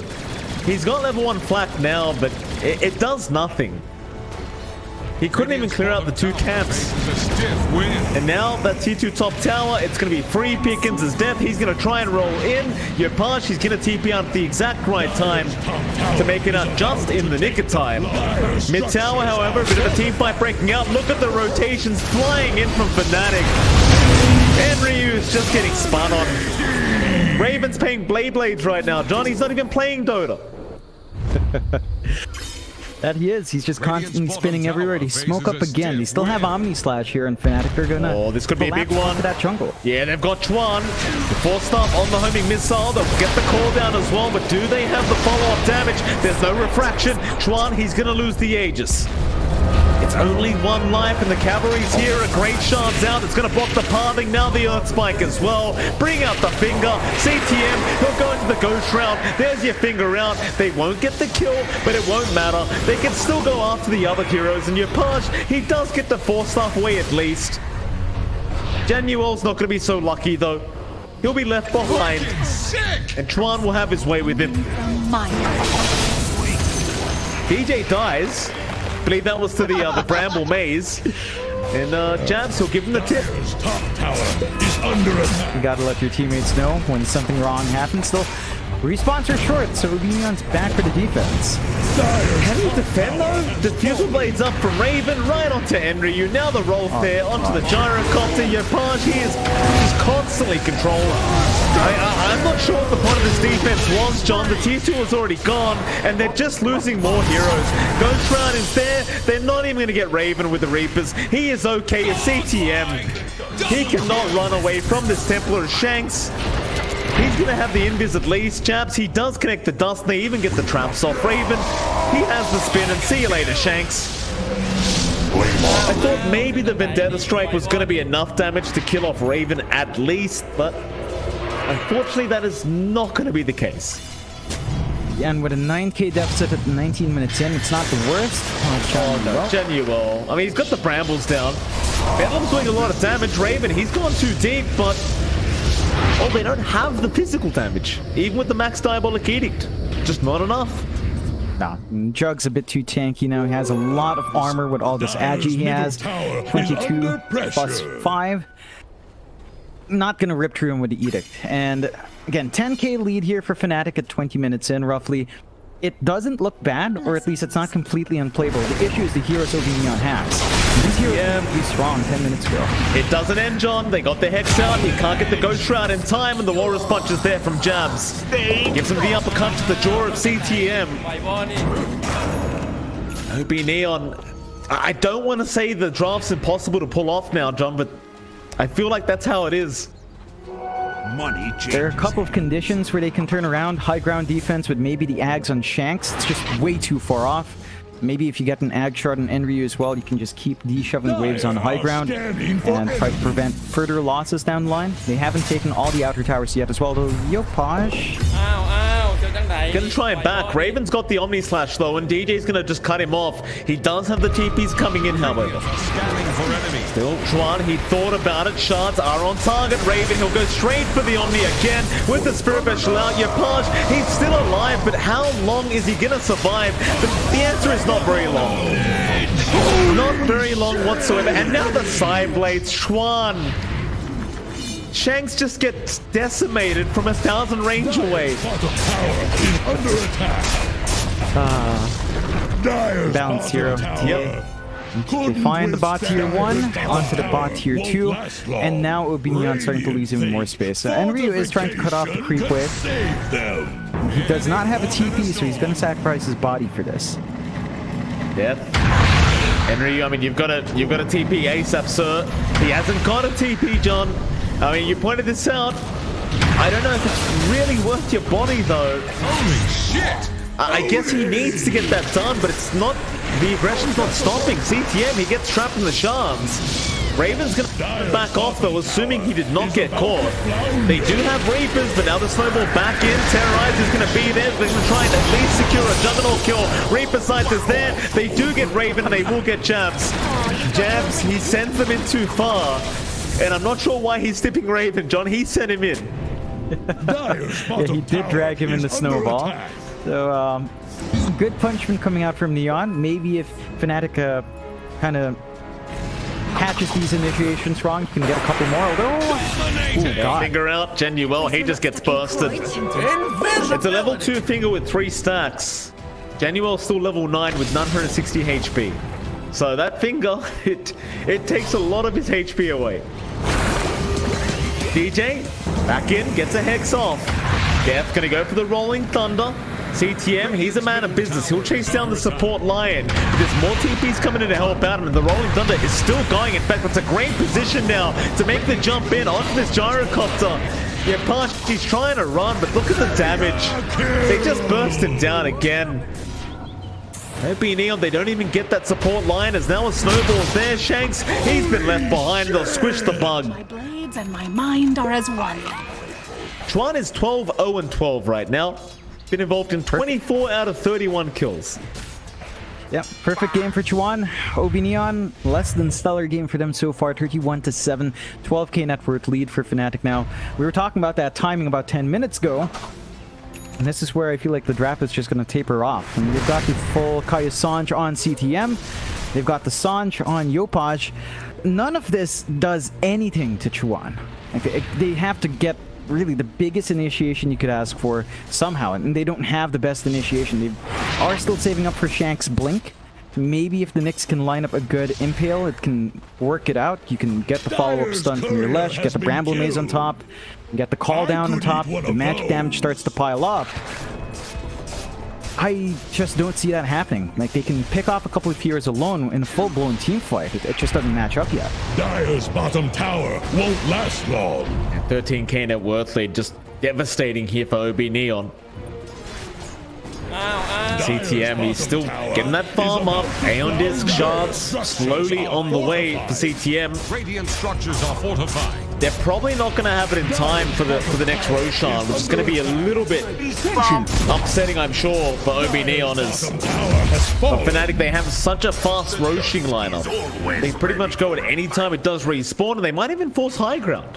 I mean, why not? How are they going to stop you? Is under attack. The answer is they probably can't jump. It's way too quick with the Deso. You even have the spin with the Ag Shard now, so you can get some hits on the tower and still do damage that way. OB Neon, I don't know if the Blink is the play for Shanks. I get that it enables that aggression. Maybe the Ags would take too long. I feel like on the high ground situation where the Ags is a lot more value. And this is a quick Roshan. Half a minute respawn for Fnatic. They're going to spot it out with a trap. OB Neon, they will smoke up. If they can catch someone out, they can start to stall this game even more. But Fnatic are just staying clumped up. Yeah, absolutely. I mean, they realize that OB Neon, they're going to try and make some form of a play to counter out this next Roshan from Fnatic. Both teams going to meet up around that mid lane. Roshan does now respawn. Radiant are scanning for enemies. Don't believe OB Neon actually got vision of that, and the trap there from Chuan is definitely going to give the information over to Fnatic. They'll smoke up. No vision to detect that smoke. So if you're Fnatic, you could just rush in and go for the Roshan, or you could try to force a team fight. It looks like they're still trying to decide what they want to do. Death, smoke broken on Shanks. Meanwhile, to the side, Raven does go for a bit of a spin, get some more information.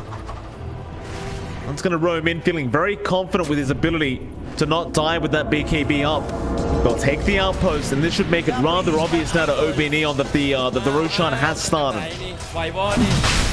Man, they just can't make it in time. Look at the damage coming out from Fnatic. It just melts fast.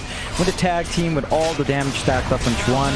That's Ags, Cheese, and Aegis now going their way. Free Ag Shard for Chuan. silence on the traps. Neon are smoked though. Under vision though, Dust is there. They've got the vision onto CTM. He's gonna escape the shards. Jab still gonna roam in. Januel has not been scouted. Mid lane terrorized, not gonna get off in time either. Chuan, he's been stunned up. He's quite low on mana as well, but it may not matter as the damage output again is just too high. And now the snowball back in onto CTM. This poor Necrophos has been caught with his pants down. They do at least get DJ, but what does it matter? Everybody else is just getting destroyed across the team fight. DJ, he blinks it again. He gets a nice easy hex off onto Januel. That'll be 4 heroes down now and make it a 5th as Yopaj, he's not going to be spared either. Full team wipe. Nice. And would you believe it, John? In case they needed it, Chuan now has an orb of destruction on the way. Are you guys gonna play the game? Dire's middle tower is drowning. You can't stop this now. The defense that comes out, you don't have the items for it, you don't have the levels for it, you don't have the damage for it. There's just no burst on hand. They gave up in scalability with going this build on Yopaj. He went for Kaya Sanch, 4-staff, Brown Boots. It's not even an amazing timing for those items. He's at 9.3k net worth. Death is above by 3k. The only farm here they have on Neon side is still CTM's Necrophos. So if you can punish someone with a sight, maybe you take one hero out. I don't know if that's enough to really take an advantage away from Fnatic. You get even bigger items up. The Nullifiers completed on Chuan, so even that 4-staff save, it's not going to help you with that Nullifier. Jump in. They've got the Hex out. Enryu, he's in big, big trouble. And now the Shard, Yopaj, he's been trapped out of the base. No buyback on either hero. And once again, Fnatic in this game too, proving to be so damn dominant as Chuan is in with a Nullifier now. CTM, he's going to try and back, but the shards are on target. They'll leave him be though. They'll go after Shanks instead. Raven onto Januel with the Diffusal Blade, just spins on top. Let us fight. D3's gone. Onto the mid-racks they go. And I said this game won. I'll say it again, John. It's not even close. No. Fnatic's on point. They're just chasing out now. Yeah, Nullifier out CTM. He can't escape now. There is no way. Jab's trying to force him into a fountain type there. Jab's being a little bit cheeky. They'll come on to Enryu as well. Buyback CTM. He's going to try and fight back. Death is there. Hills up with the cheese. Chuan, he still holds the Aegis. They're going to try and go after Raven instead. The Reaper Sight is out. They do get him. But now 3-man Earth Spike. Maybe Chuan, he might lose his first life, and he does. Perhaps if they can get him a second time, this could be big, but now the Rolling Thunder is in. Jabs with the Warrior's Punch as well. Enryu is in trouble again. It'll be a tieback on the left track. They'll keep trying to fight. This will be the last-ditch effort for OB Neon, but it's not looking great for them as Yopaj has gone to boot. Holy shit! Chuan 16-0-20 now, John. They ended. They've had enough. Holy shit! Triple 17-0-20. Agreeable than your thoughts. Someone tell Chuan to calm down. He's going nuts. OB Neon. They came out with a really different draft. They got that Necrophos last pick for CTM.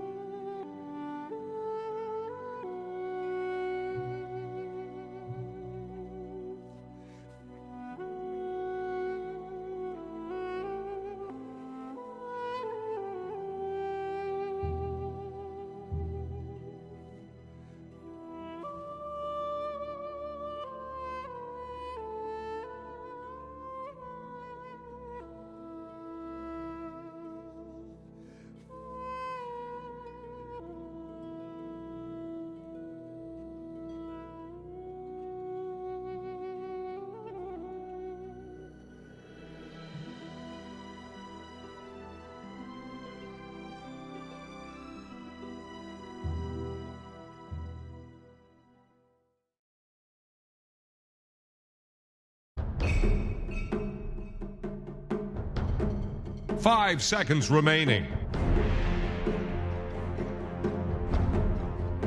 Radiant's turn to ban.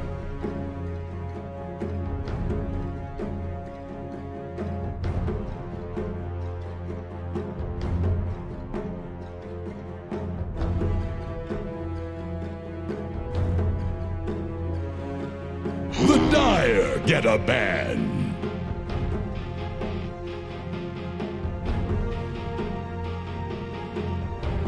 Here's the Radiant ban. Dire's ban now.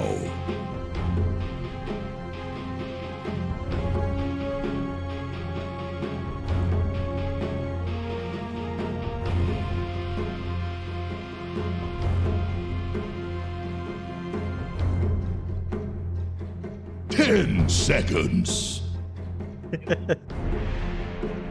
5 seconds remaining. Yeah.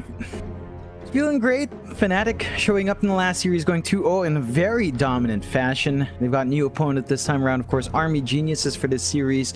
We'll see if Fnatic can keep up the pace. I think we're seeing the Fnatic we saw coming out of TA qualifiers. Looks like whatever issues they had yesterday are sorted out. Army Geniuses, I would say they're not necessarily a tougher opponent than OB Neon on paper. They have had a lot of great moments as a team though, and they have surprised people. So I think you have to watch out for certain drafts coming out from Army Geniuses.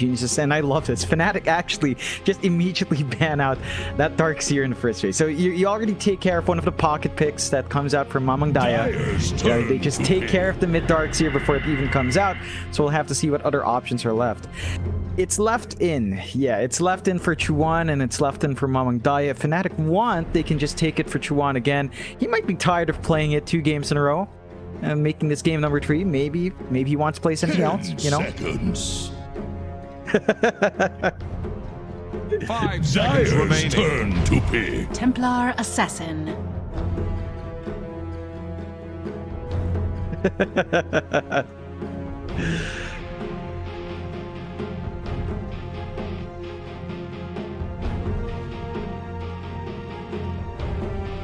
Ten seconds. 5 seconds remaining. Radiant's turn to pick. Mirana.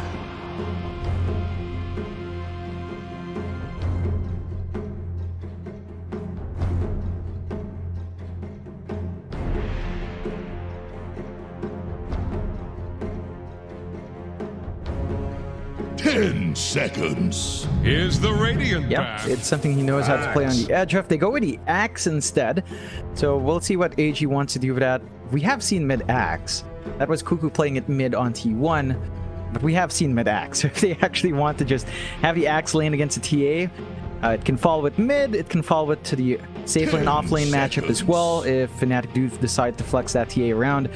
AG, they've got the Axe Phoenix combo, so they've got the call, Sunray call, egg combination to kind of work that out for themselves. I think Fnatic with the Mirana already have one kind of stable way to deal with the egg.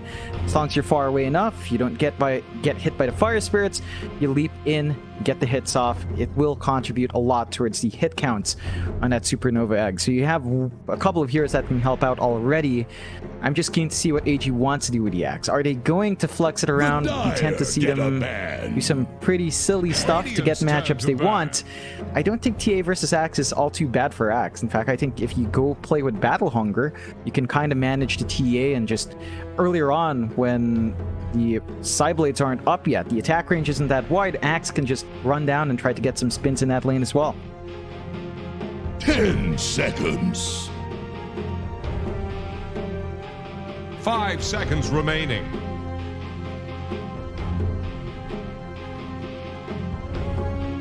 Dire's ban now.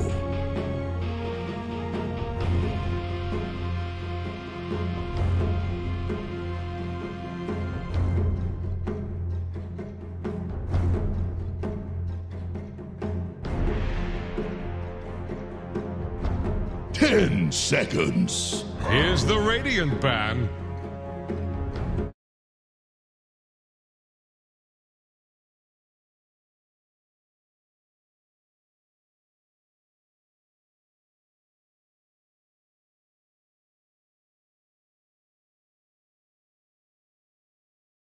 seconds. Dire's ban now.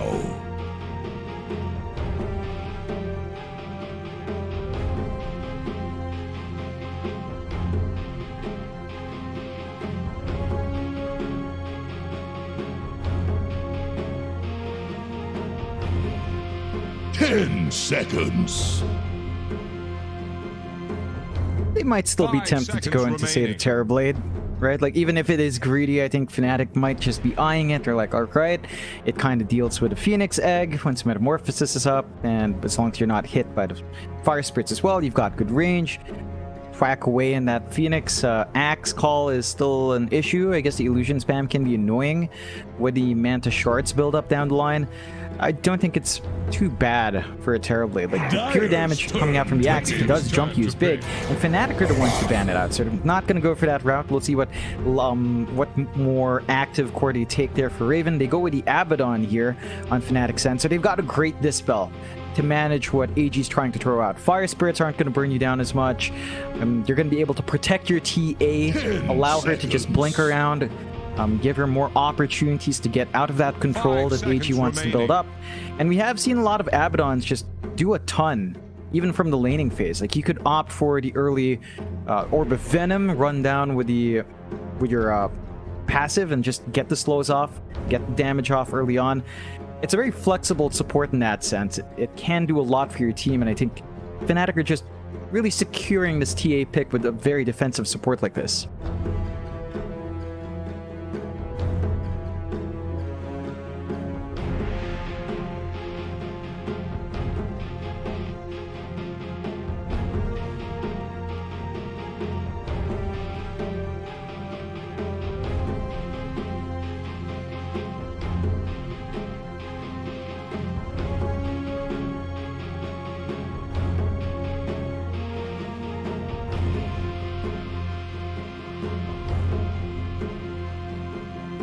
Dire's turn to pick. Shadow Demon.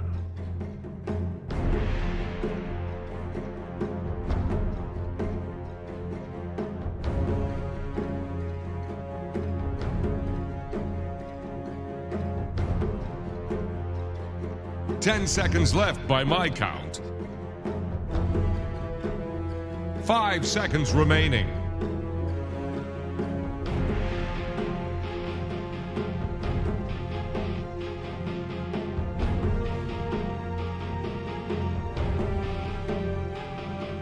With a Shadow Demon on the opposing side, you might not want to opt for something like Luna. I mean, it still plays into that greed factor with a TA on hand.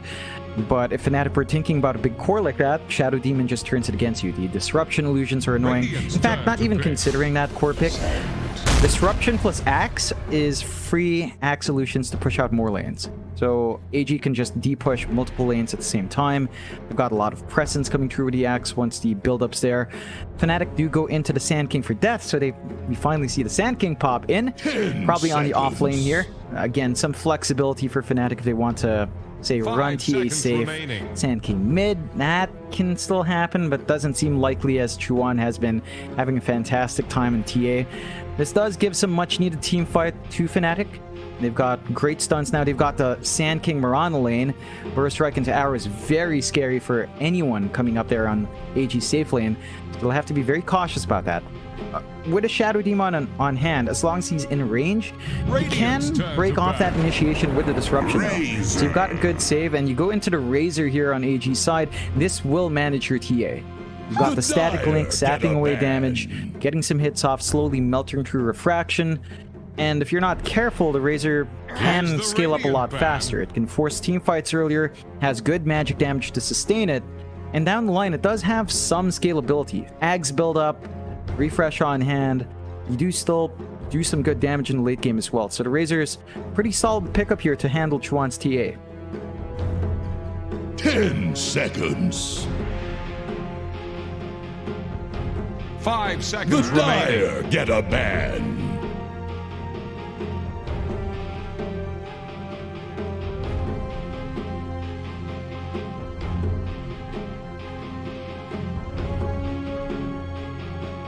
Radiant's turn to pick.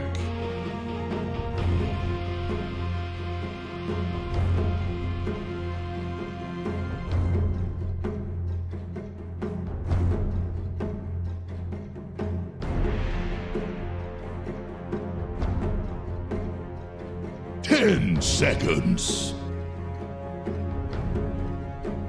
5 seconds remaining.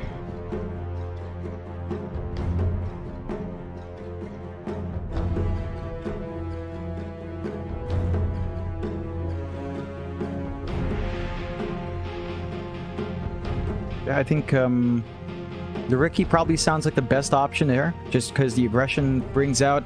It plays really nice with your Sand King's control. The smoke screen kind of helps you hold all these heroes down. AG, they go into the Wraith King. So there's a bit of... Yeah, it's a special of AG. We've seen them play this multiple times. They tend to go for a slow siege into the high ground. They get Aegis. They just go in, hit a bit, pull back, maybe waste one reincarnation life, but the cooldown's long, go back in when it's up, and just kind of rinse and repeat. They know the timings they have to hit with this kind of draft in AGs, and Fnatic, they have to be ready for a faster game.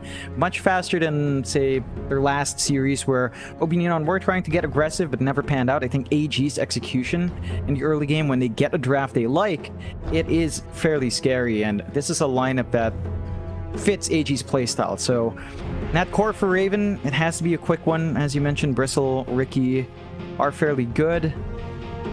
There's maybe a chance... No, Lifestealer doesn't feel great here because Razor is there, so he can manage the TA or the Lifestealer, or both with a refresher. I'd say Riki, probably your best bet. The Fusel Carrier burns through the Wraith King, forces him to buy the Ag Shard. Doesn't really care too much for Static Link himself because he's got innate Blink and can kind of dodge around the axe. At the very least, you can drop the smoke screen to kind of help yourself out if anything does get dicey. So Riki looks pretty good in the safe lane if Fnatic wants.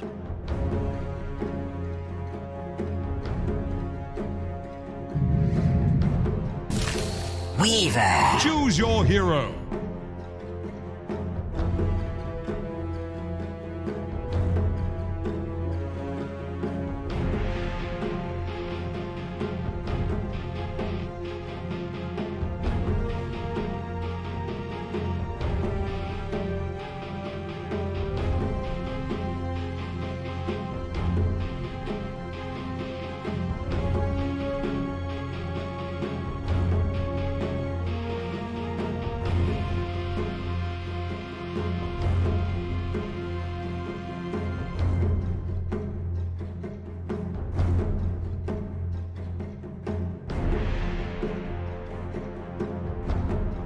Ten seconds. 5 seconds remaining.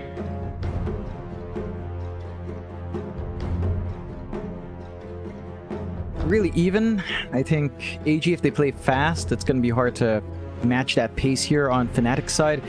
But they have really strong lanes. Like Sand King Mirana is a great way to be aggressive yourself. The save is there on AG's side if the Shadow Demon's in that lane, but I think you might actually want the Shadow Demon to stick with the Axe.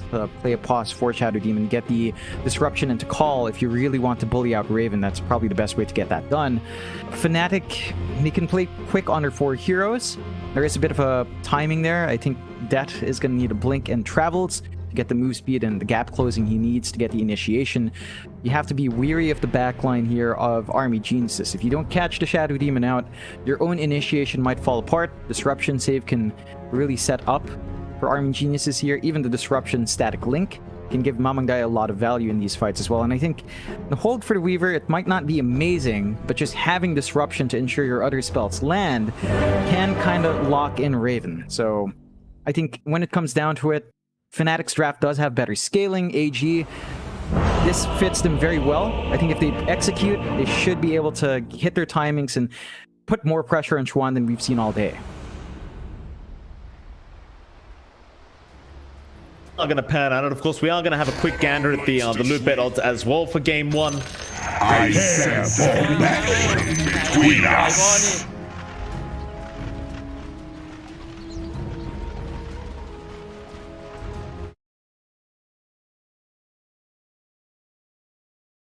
Now, especially he's playing the hero when it's not really in meta either. Just seems very, very comfortable and confident playing this this Wraith King. See how he does make it work as well, Jackie's being brought up now. Jackie LMAO 99. Not sure what that's about. Everyone's just friends when it comes to the Pro Series. Everyone has something to say to each other. Oh yeah. The smoke could be a bit annoying for Chuan though. They spot him out. They do. Nice deep spot as well to keep tabs on Chuan. Already blocking that small camp, and now the run in. DB, he's going to land the stun. They should have plenty of control. And last game around Chuan, he went unkilled. This game, he's going to be the first blood to the way of Army Geniuses. They managed to get that kill onto Wami, which will help the Axe out. That does mean he commits for the level 1 Battle Hunger. Not a big deal. Shouldn't take too long to kind of just build up there. Inside of Fnatic, they should still be able to find bounty runes here though. Not going to be a complete one-sided trade. Raven. Gonna rush off on the Weaver. So that Battle Hunger gonna do a lot of damage, and this is really the great thing about getting that level 1 Battle Hunger, and that's something that's only, I'd say, recently changed with axe picks these days, as you do go for that level 1 Battle Hunger, is the amount of damage you can pump out early on. It didn't used to be a thing. It used to be all about just getting that level 1 call and maybe trying to force the lane out early. But with this current meta, people realize Battle Hunger is actually pretty broken at level 1. I'm glad to see it as well. Every time I tried to do that in my pubs earlier, John, they used to always rage at me. They used to always ping Battle Hunger like, why'd you get this ability? It's so good though. Such a great skill to have. Used to be the way to play Axe, right? Like Battle Hunger to supports, they get zoned out. Easy time, you hit your level 2, you run from there. Unfortunately, and my issue with Battle Hunger in this lane, you're up against an Abaddon. So the Aphotic Shield's going to be there to dispel. It's not going to feel great as a harassment tool for Wami. I think you're going to have to respect DJ's Abaddon in terms of saving his cores. DJ for now is pocketing his level 1, but if he knows Battle Hunger is there, he should be able to just kind of counteract it. And you do have the Shadow Demon Axe lane. So you've got that Disruption Call lane coming down the line. You can see that Aphotic Shield already playing against the Battle Hunger. It's not a favorable spell trade for Axe. You have a longer cooldown in Battle Hunger. Because of that, the DJ's always going to have the Aphotic Shield response. And you're just going to have to hold steady until levels build up. Raven shouldn't be held back too far from farm, but DJ will have to respect LYM as well. Now, he can just Aphotic Shield off a lot of those stacks. It's not going to be too bad blocking that damage off, but still a lot that can come out from a Shadow Demon. I mean, it goes back to the real strength of the Abaddon, just being able to pretty much purge off anything this lane gets thrown. They throw in this lane, and the thing is as well, with the early stick, is you're never really going to be out of mana. That's the beauty of the Abaddon this laning phase, is he's just always going to have the mana pool there to support the Aphotic Shield mana pool. Still bot lane, you've got Jabs there on the Barana, UK on the Phoenix, and of course, you've got your 2 cores, Death there on the Sand King and DB on the Wraith King. Say DB should have a decent enough time in this bot lane. Like, you do have the double stuns there with the Sand King Marana, and we've seen it be very effective, but the likelihood is they are probably going to focus on just trying to catch the Phoenix over going after DB, as the Phoenix is just going to be the easier target to kill off. I think Death and Jabs, you know, while you do want to slow down the Wraith King, you'd probably just prefer to get that extra gold and XP going your way and deal with the Wraith King later on, and just kind of have trust that your TA and Weaver will be able to deal with the Wraith as the game does progress. Yeah, you just want Death to have stable farm. You don't really want to take that risk. Besides, the 1v1 matchup for Sand King, Wraith King isn't too bad for Sand King. Death already has Caustic, so every single time DB comes in for, say, a deny or just the last hits on his own wave that he wants to clear, he is going to cop an unfavorable trade as long as Death times his hits right. So it's a bit uncomfy for Wraith King. It's just the nature of a melee matchup versus Sand King. Never great for most cores. Absolutely not. Over in the mid lane, Mamang Dyer and Chuan going to be going at it. Razor, we've seen this matchup before, and the TA can suffer a little bit. It's all about Mamang Dyer catching Chuan out of position, trying to abuse that static link. It's still kind of hard to really get a lot of harassment out onto the TA, to be fair, though, because you do have the refraction up. Mamang Dyer, he could certainly have some kill threat here against Chuan if he does get him caught out in the right position. More than likely, though, he is probably going to need a support to rotate to really ensure they do secure a kill. But as long as you dominate the lane, you don't really mind anyway.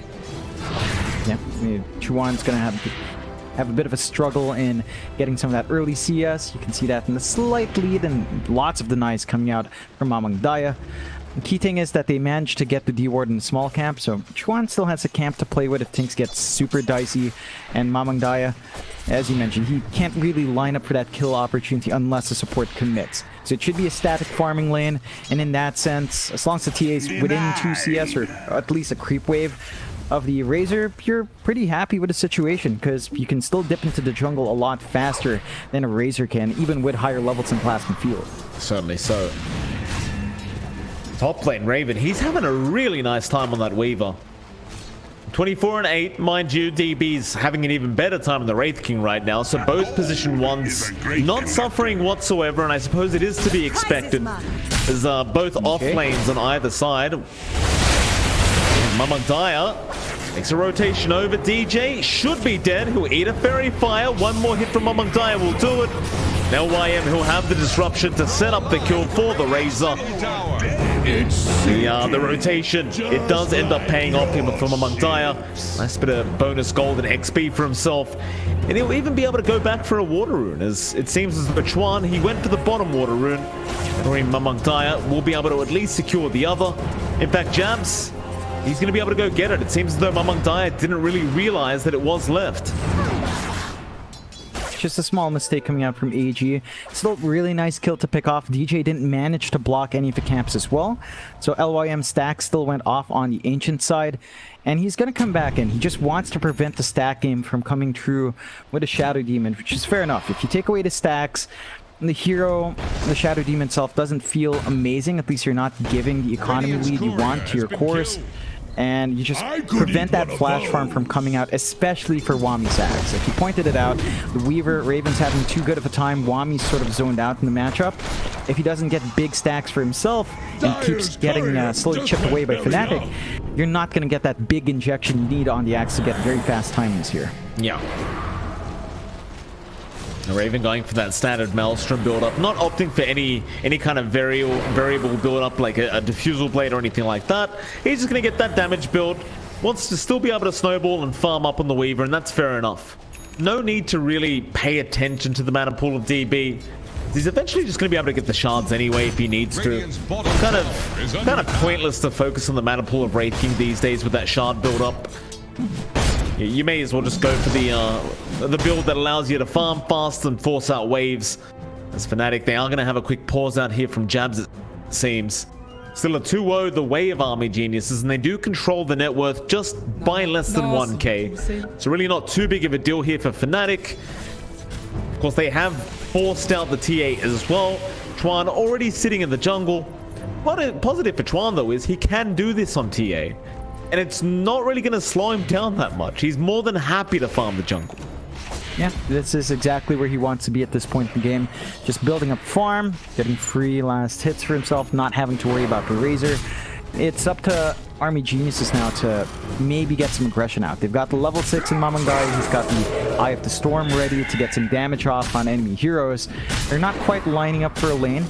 And you have more durability in Fnatic now. Death finishes up his Vanguard. He's not very easy to target the junk if you want to get him. In fact, none of the heroes of Fnatic are, but they are getting some pings out. UK is hanging around the area. It's still a bit too far apart. Looks like AG's just looking to prevent the stacks from coming through as well, and Jabs is fairly low. Well, the Fire Spirit did not connect though. The Icarus dive, it's only level 1, so the damage really isn't there, and the level 2 Fire Spirits may have done some good work, but still probably wouldn't have been enough anyway to really get the kill onto Jabs. On the brighter side, UK does scout out the stacks being made. So now if you're AG, you start to look to see if Wami can make the rotation in the Dire Triangle to take those ancient stacks away. Meanwhile, the rest of Fnatic, they are grouping down at the bot lane. UK, he's going to see all this with the Observer Ward that was placed. And instead, they're going to try and chase down DB, it seems like, as DJ, he's got the vision. DB's going to turn around onto the Abaddon, a Photic Shield. He's already going to be committed as now Raven does show up on the Weaver. DB's going to be somewhat cautious, but he still wants to secure that kill onto DJ. And Mamangdaya can even make the rotation in to make sure they get it safely. But they are going to lose LYM in the process, so it does end up being a rather even trade. In fact, you might be able to argue Fnatic did come out on top. Dire's top tower Yeah, it's is a about bit of a to better take trade the coming out plunge. for Fnatic because they're dragging the response out from Army Geniuses. Raven on the Weaver with the Javelin up, he does a lot of damage. We've seen Weaver players do this before when the hero's picked up. You just show up with a Javelin, look for a tower push, look for a team fight. You are going to hit like a truck, and the lack of control from AG outside of Disruption to set up is kind of hurting them here. Okay. First time, he does have the Sunray. Oh, we've seen this one before. Just last series, in fact. He's off the map again. Raven, no matter what he does, can't really secure the kill. It's just Phoenix things. This does free up the bot lane for that push.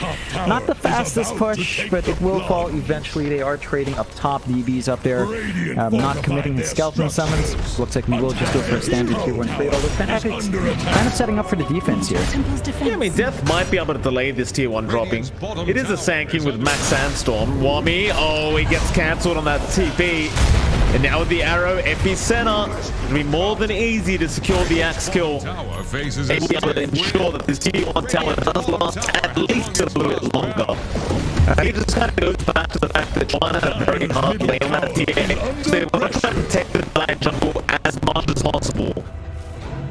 At least for another 5 to 10 minutes, so they can allow Chuan to get that nice build-up. Dire's courier has It's an been interesting killed. build-up here on Chuan as well. He skips the Dragonlance, he doesn't want the stats, he just wants the Deso. And I think when you have a big right-click hero like the Weaver on a pause 1, an early Deso will allow Chuan to have some presence early on. If he does decide to join in, get a couple of hits off, it'll amplify Raven's attack by that much more, and it just speeds up Chuan's farm. A bit faster than the Dragonlance can. And the lack of stats might hurt you, but if you're not fighting anyway, I don't think you care too much. AG, they're committing even harder for up top. They're dragging 4 heroes up there. Death is still sticking around as well, but it's far away enough that Field. Oh.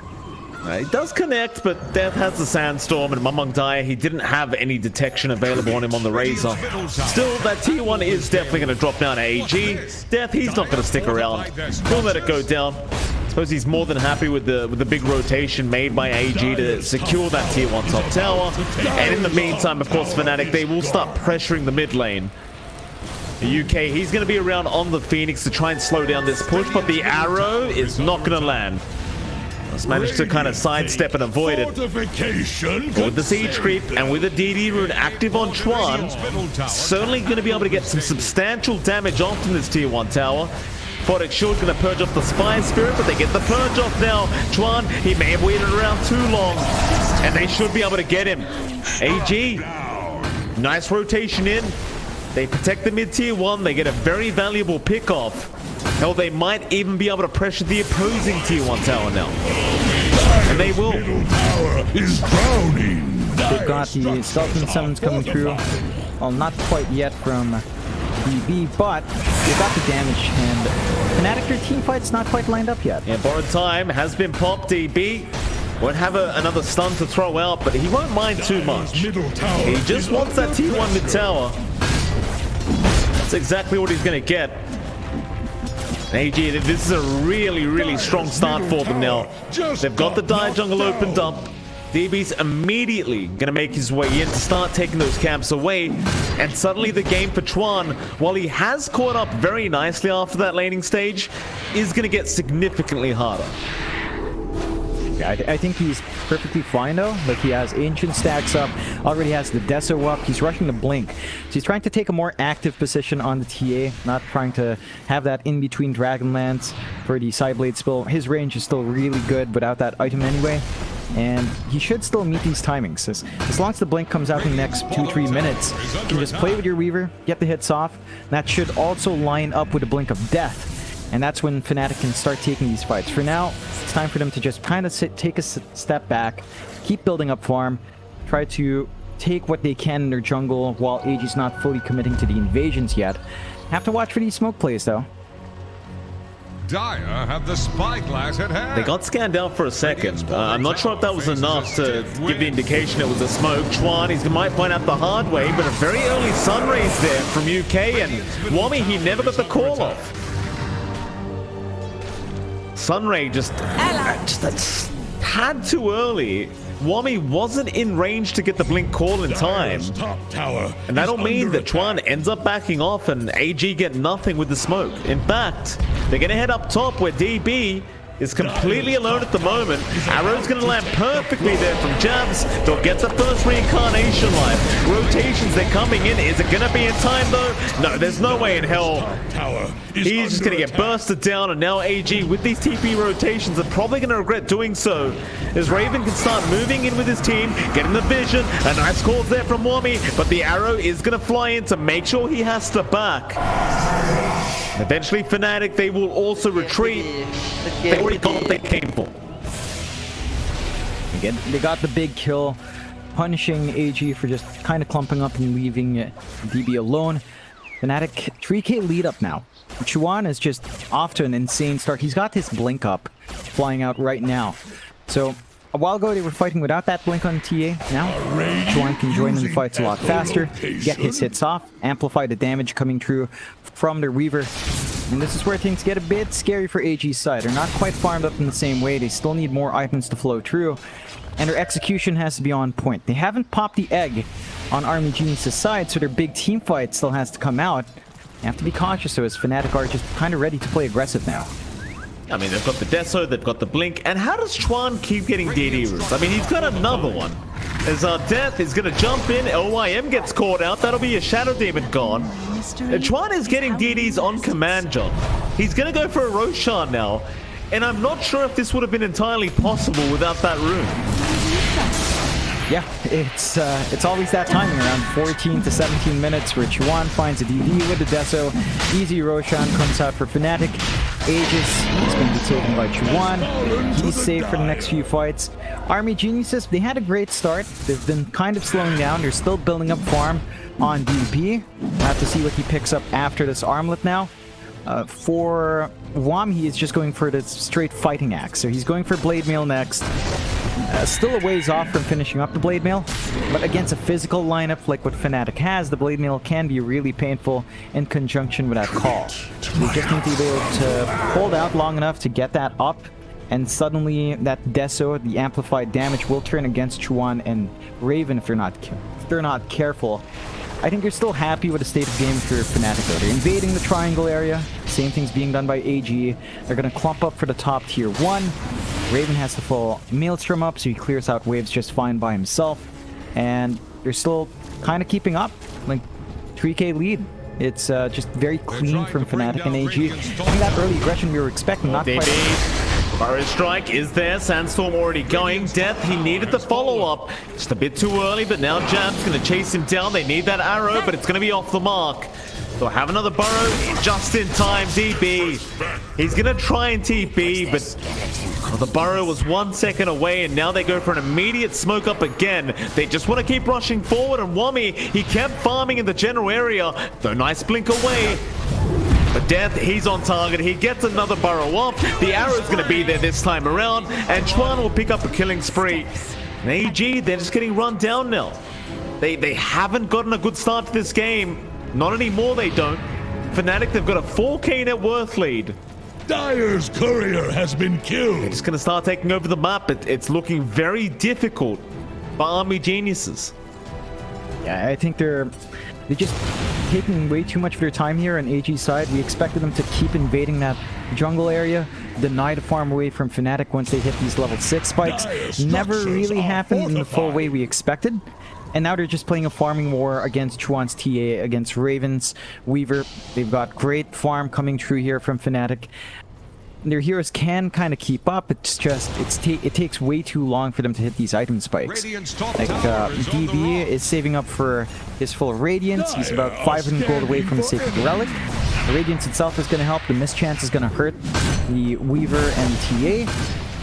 But the timing's a bit slow. It's still going to come out sub 20. It's still going to have impact. But until that point, Fnatic just knows they're so strong. They're pushing that tier 2 top, and AG's not even going to try to set up for a defense. Just so dominant from Fnatic today. It's mid lane, another good burn strike in. Call is there. Wami, he got 2 of them. Arrow, not going to land either. Raven, he's going to survive, but Death is going to drop. Now Chuan, though, does come in. He'll get LYM first. They want the other side as well. Wami going to drop very, very quick as Chuan just jumps in with the Desolator. And it seems like he just ripped through half the HP of Wami. It's Army Geniuses now. I mean, they got a nice kill into Death, but they lose 2 more in return. And Raven, he's looking for another. Mamang Dai is going to be careful. But instead, they'll go back after that tier 2 mid tower.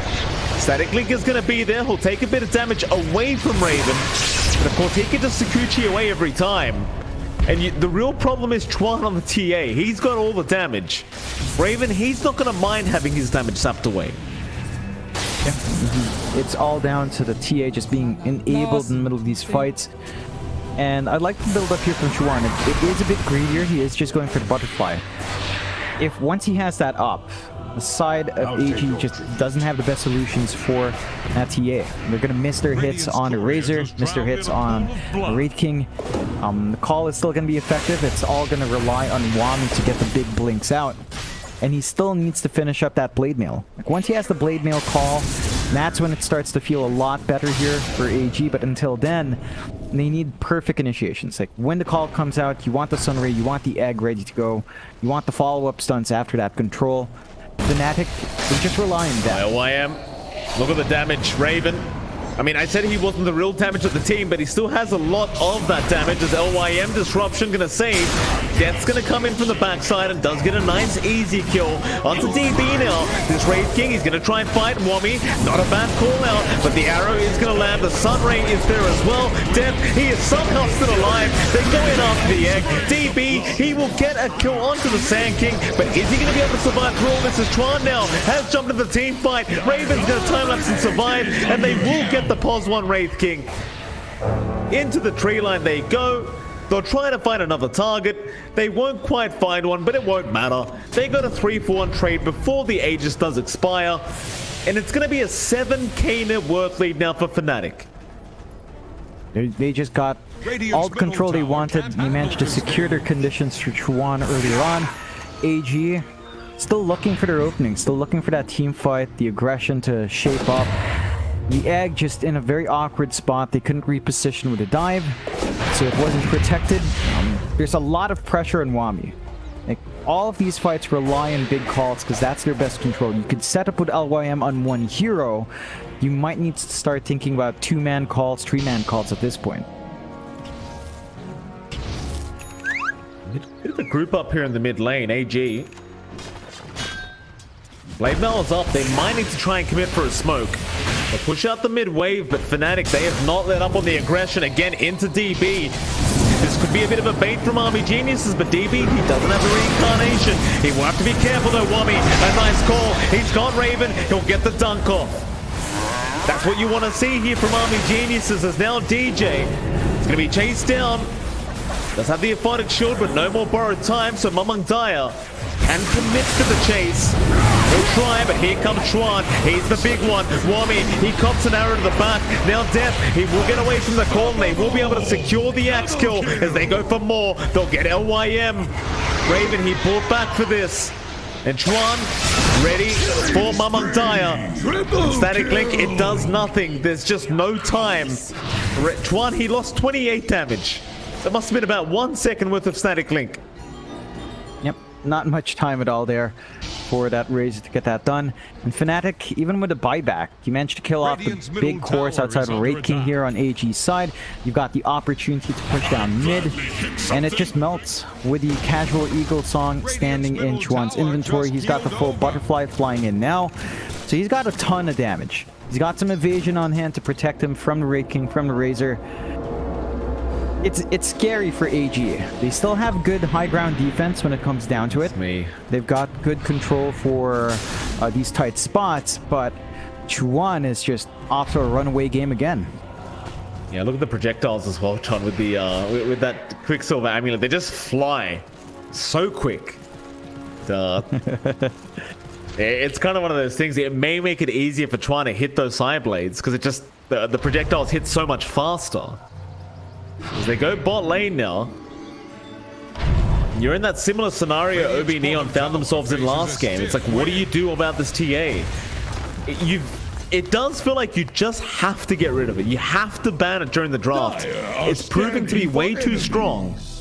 And AG, the game's not over yet. They have a Radiance up now. Maybe that'll make all the difference. Radiant's bottom tower. Well, I still kind of doubt it. It should make somewhat of a difference. DB's going to try and force a fight in the mid lane. Moonlight Shadow's going to be popped. Jabs, he'll make the rotation over on that Mirana. Dual Scepter's there, but creeps are going to block for the arrow. Still, Burrow Strike does connect. The Node Strike was off the mark. Disruption, it will save from the arrow. DB's still in danger, however. At least he does have that secondary life, but it's not going to last very long at this rate. Still, there is a couple misses coming in. DJ, or rather Jabs, has been caught out. They'll try to go after the egg, but now they can't get it in time. Death, he gets caught by the call. He will Burrow Strike away. He might just make it, but DB will continue the chase. Meanwhile, UK is going to be able to survive this Fanatic. They're going to keep trying for this fight. A lot of misses out there from Chuan. This Radiance, it is making all the difference. DB, though, he is going to finally die. Mamantaya, he will be the second to drop, and now Wami will move in onto the Axe, and they will get a third. That team fight, John, Chuan missed 3 melt strikes in a row. I mean, the luck was unbelievable, but somehow they still win the team fight.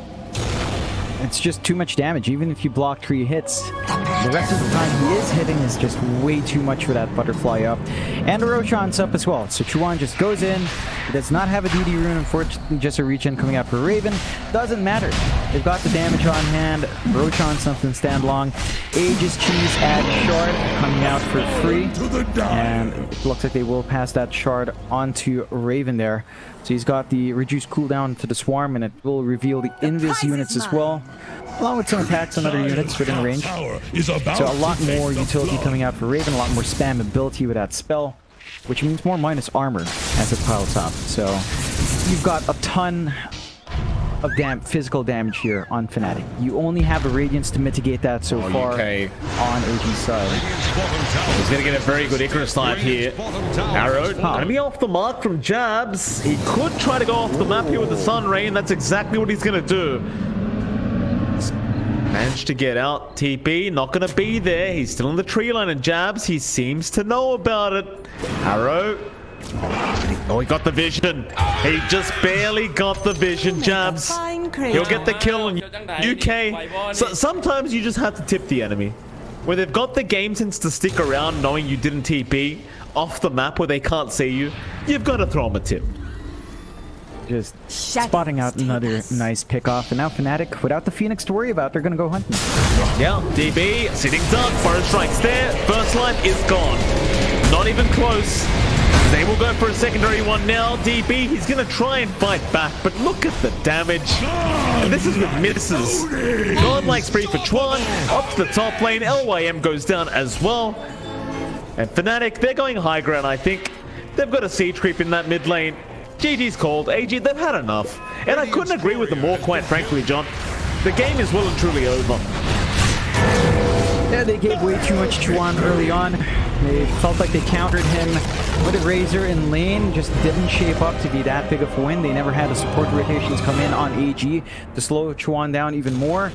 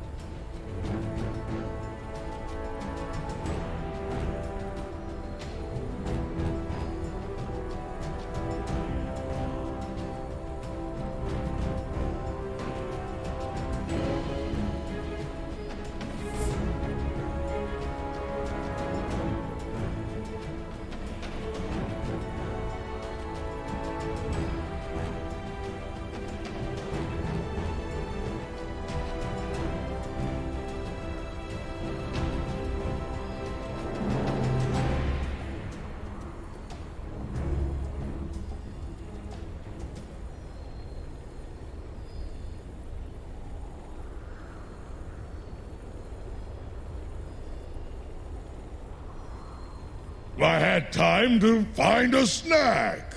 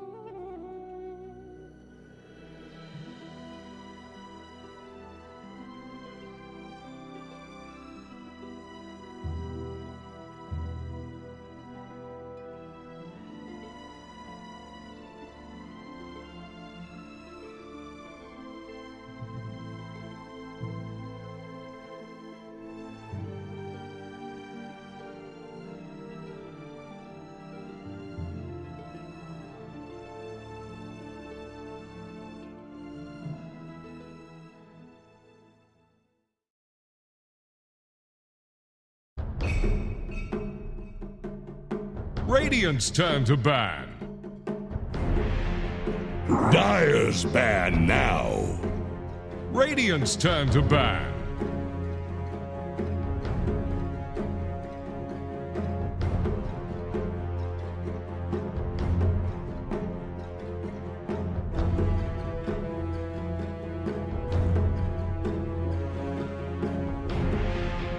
Ten seconds. The Dire get a Radiant's ban. turn to pick.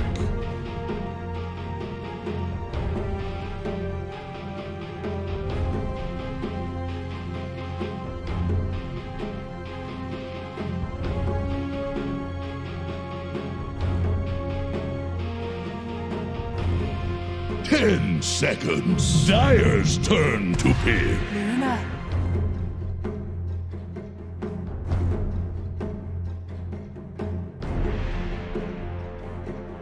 Dire's turn to pick. Mirana.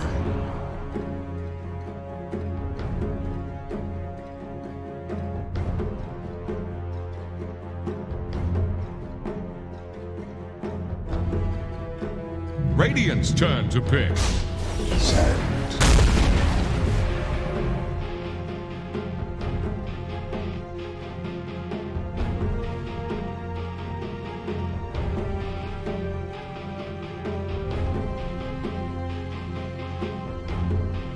Ten seconds.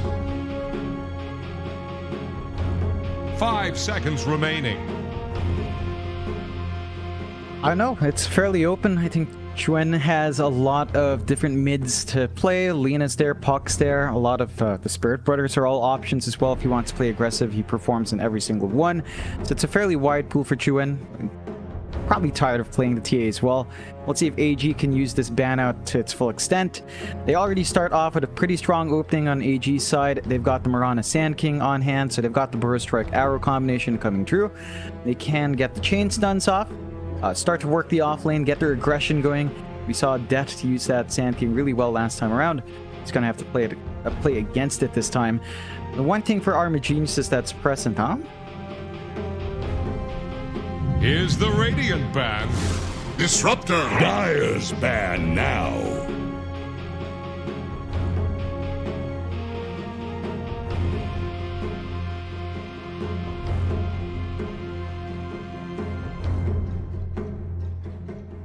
Here's the Radiant ban. The Dire get a ban.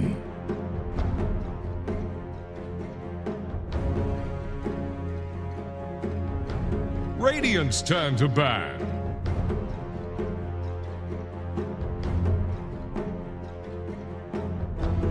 Yeah, well, fix it forward, and we'll see if Chuen gets a hero he likes here. Fnatic, they go with the Luna Disruptor, so they're building up in team fight. They've got pretty good hold, good ways to drag back that Luna or the Blimps as well on the Disruptor. We have seen Disruptors fall flat. Like sometimes it just feels like it gets chased down, it drops Static Storm and Kinetic Field, and then just dies and doesn't have impact because the team's not set up for it. So Fnatic have to be able to use this Disruptor a bit better. The Luna's a big win condition for Fnatic, so they've shifted their win condition back onto Raven. This is a big farming hero. He knows how to play it. We've seen Raven play this quite a fair 5 bit as seconds well. remaining. And we'll just have to see if he gets the farm out. He has set up for himself against Sand King. Mirana is already fairly annoying. You have to watch for the arrow, you have to watch for the Burrow Strike. Luna is not a very long-ranged hero, so Caustic Finale and the Sandstorm is still going to be annoying you in lane. I think that is one way Wami can really work his matchup on that off lane. Radiant's turn to pick. Wraith King.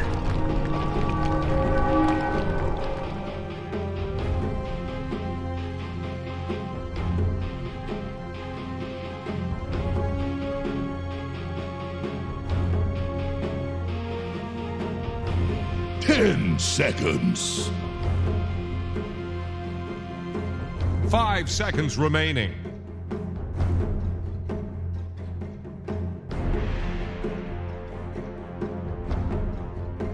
I think it still fits how AG likes to play, so they can plan around having that Raid King as long as they keep the Luna in check, I think that's the big part. Like, they were still getting farm out on DB. It's just that they were allowing Fnatic to build up even more farm on their end, and Fnatic get to pick up something that should lane fairly well against the Wraith King. They've got the Tidehunter on hand for death.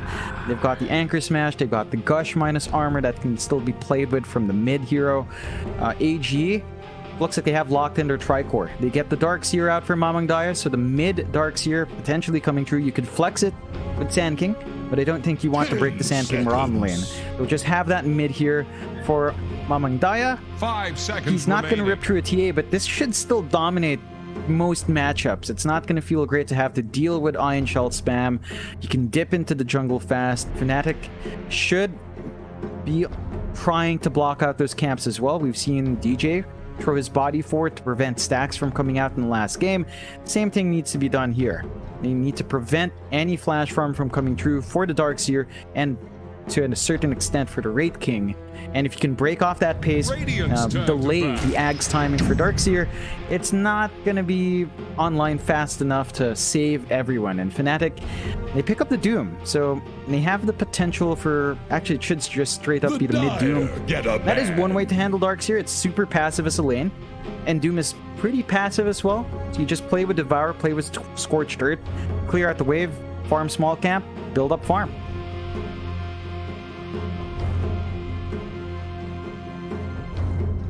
Here's the Radiant ban.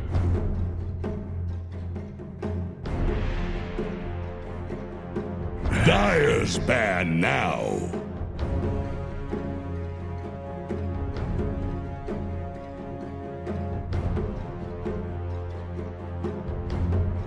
Radiant's turn to pick.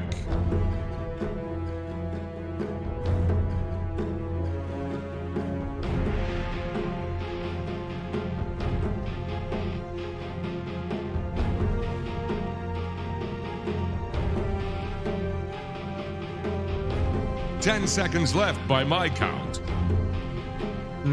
They could still flex the Doom as support. I guess Tide 5 is something we've seen as well, but I don't think you really want to go that far with your flex here on Fnatic's end. It's a very solid debt hero, so maybe a 4 Doom comes out, but I think the matchup against Darkseer is, again, very stable. They just need an active support. Like, Disruptor alone is not going to set up your kills, especially with a Tide Luna Doom. You need something on your 4 that sets up. Maybe you can look for the Tusk to come out again. The Shards can block people from the Surge for a bit more. A Grimstroke could be something that works as well, though that was banned by Fnatic. They don't have the option to get double Doom in this game. Interesting ban from them to just prevent that. I don't know, I feel like the Tusk, considering the performance last time, was great. Shards to block off choke points, prevent Surge from having too much impact is one way to get that done. They go with the Earth Spirit instead. So they've got aggression coming out. They can roll forward, set up for the team. Gonna have to put in a lot of work to get that control out. They don't have the best of stuns until Ravage and Doom are ready to be committed. Glimpse is still good against Surge. You can still lock them in. And that does give early presence out to Fnatic. I just worry about how slow a Doom Luna will be compared to a Darkseer, Sand King, Wraith King, Tricore on AG. It doesn't need as much farm. Just really need to blink on Sand King and you're good to go. Don't you dare pick Tidehunter. What? Conquer!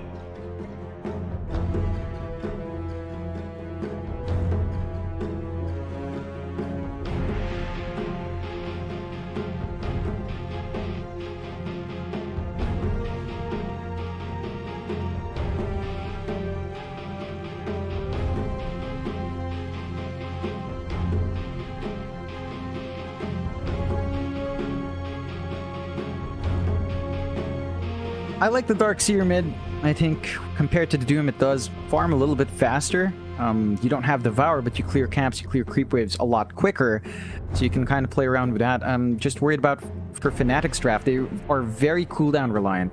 Early on, Luna's going to depend on Eclipse. Tide is always tied into Ravage. Doom is tied to Doom. Those are not short CDs compared to what AG has. VAC, at least the wall might be long, but the VAC itself is not too bad, and you can still play around with just the VAC combinations on the Sand King, on the ET, as you pointed out, and that's enough to get the ball rolling. So when it comes down to the aggression, AG has it lined up here. They have that great dual lane of Sand King Mirana that Raven's always going to have to be worrying about. for Fnatic's part, they need to play a much more time-based draft. Like they need to know their cooldowns, use their cooldowns when they're up on those big ults, and then just go back to farming, buying space out for Raven. They can't afford to be too greedy on the Doom. Once they run out of space, you're sharing space with Luna, and she wants all that space herself. And we'll head into it. Game number 2, Fnatic 3-0 today. One more game so they can leave undefeated, but Army Geniuses looking very strong with the second game draft. Of course, they don't want to allow that undefeated streak to Death actually asking the question, why not Lion? Too old for Lion, apparently. UK, he can't play the Lion anymore. Are you ever too old for Lion, though? It's not that hard of a hero, is it? Say all the time, it's a little bit more challenging. No, UK is just being really emo right now. Look at that. Whitemon outperformed him on the line. Unlucky. Feels bad. It's all right, UK. You're fine. You're still better than us, as you should be. Well, I mean, I don't know if that's a compliment, John, to be fair. Number 1 Atomic War. Well, there you go. They're back to Atomic War now, John. Did you see them in an Atomic War lobby today by any chance? No, no, I didn't see them. Well, I don't really get to check while we're casting. I'm sure they must have played a game. They always do. I talked to, I think, Mamang Dai about it. He was like, yeah, this is how we relax. This is how we get our groove on. You know, we play Atomic War to set up for a pro Dota game. Very nice. Could be a bit of a scuffle here down at the bottom spot. It's like Fnatic, they do realize that they'll back out Army Geniuses. Go ahead and take their 2 bounties. Of course, Fnatic, they will get the top. I suppose Fnatic, they're going to be playing a much slower game than what we're used to today, I'm sure. You haven't really got some kind of really fast scaling core in that mid lane to snowball off. Of course, Raven is playing a slower position one as well on the Luna, so he's just going to want to try and farm his way up. You could still play with the Doom once he does have that Doom ulti up, but more than likely it does feel like Fnatic are going to take a much slower approach and probably just a more methodical approach than, say, the last 3 games we've watched today. Yeah, I mean, you want to build up from the Doom. Top lane here for Fnatic is something you have to be cautious about. Level 1 for the Tide with the Anchor Smash is good in handling DB, but you have to worry about UK's damage output. With the early Astral Spirit, you can get some good hits off, even with the Gush with the Anchor Smash debuff running there. And DB can just line up for the stun, hold him down. You do not have your Kraken Shell to block the damage. Jabs can still look for a roleplay. He's still holding on to his skill point. So there's still an opportunity to break this chase, but you can see what AG wants to do. They want to be aggressive early on, and it looks like AG is having a lot of connection issues here, so hopefully the internet holds up. Absolutely. Couple reconnections. I'm sure it should be just fine. Did those Typhoons ever improve, by the way, John? The ones you were talking about yesterday? No, I believe... Oh. They were right outside of Philippine area of responsibility. I saw Boom post about a different game. Their matchup was canceled because the opposing team was based in Taiwan, and it's right over there. So I don't think it's getting better. It's not passing over my country, I don't think, but it is rainy here, and it's pleasant, for me at least. So I don't think it's gone. Like, whenever there's a typhoon passing by, my city gets a bit cooler. So I can tell that there's some wind still around here, Mike. Right. Well, hopefully everyone remains safe around the world. You know, we don't want anyone getting hurt during these natural disasters. Never really fun to hear about. But I'm glad it's nice and cool for you, Jonathan. Good to hear, John. Atomic War again is apparently the conversation. The Death's asking to be taught by the side of Army Geniuses. Quite frankly, I want to jump in, John. I still have no idea what I'm doing with that game. Might have to jump into a coaching session with the side of AG. Yeah, I'm sure they'd be open to having you on hand. Interesting that they were asking Death if he's going to go Deso, and Death has to watch out. Again, the damage output in this lane is pretty high. We'll see if he does go Deso down the line, going for, you know, that more damage-oriented Tide. Doubt it at this point, as it is greedy, and you can see the side of AG. They're just doing a great job of at least... That's a lot of EXP that's just waiting to go UK and DB's way. Yeah, absolutely. Of course, over in the mid lane, you've got Chuen there on the Doom. Of course, you have Mamang Dai around as well on that mid Darkseer. I really enjoy watching Mamang Dai on this mid Darkseer.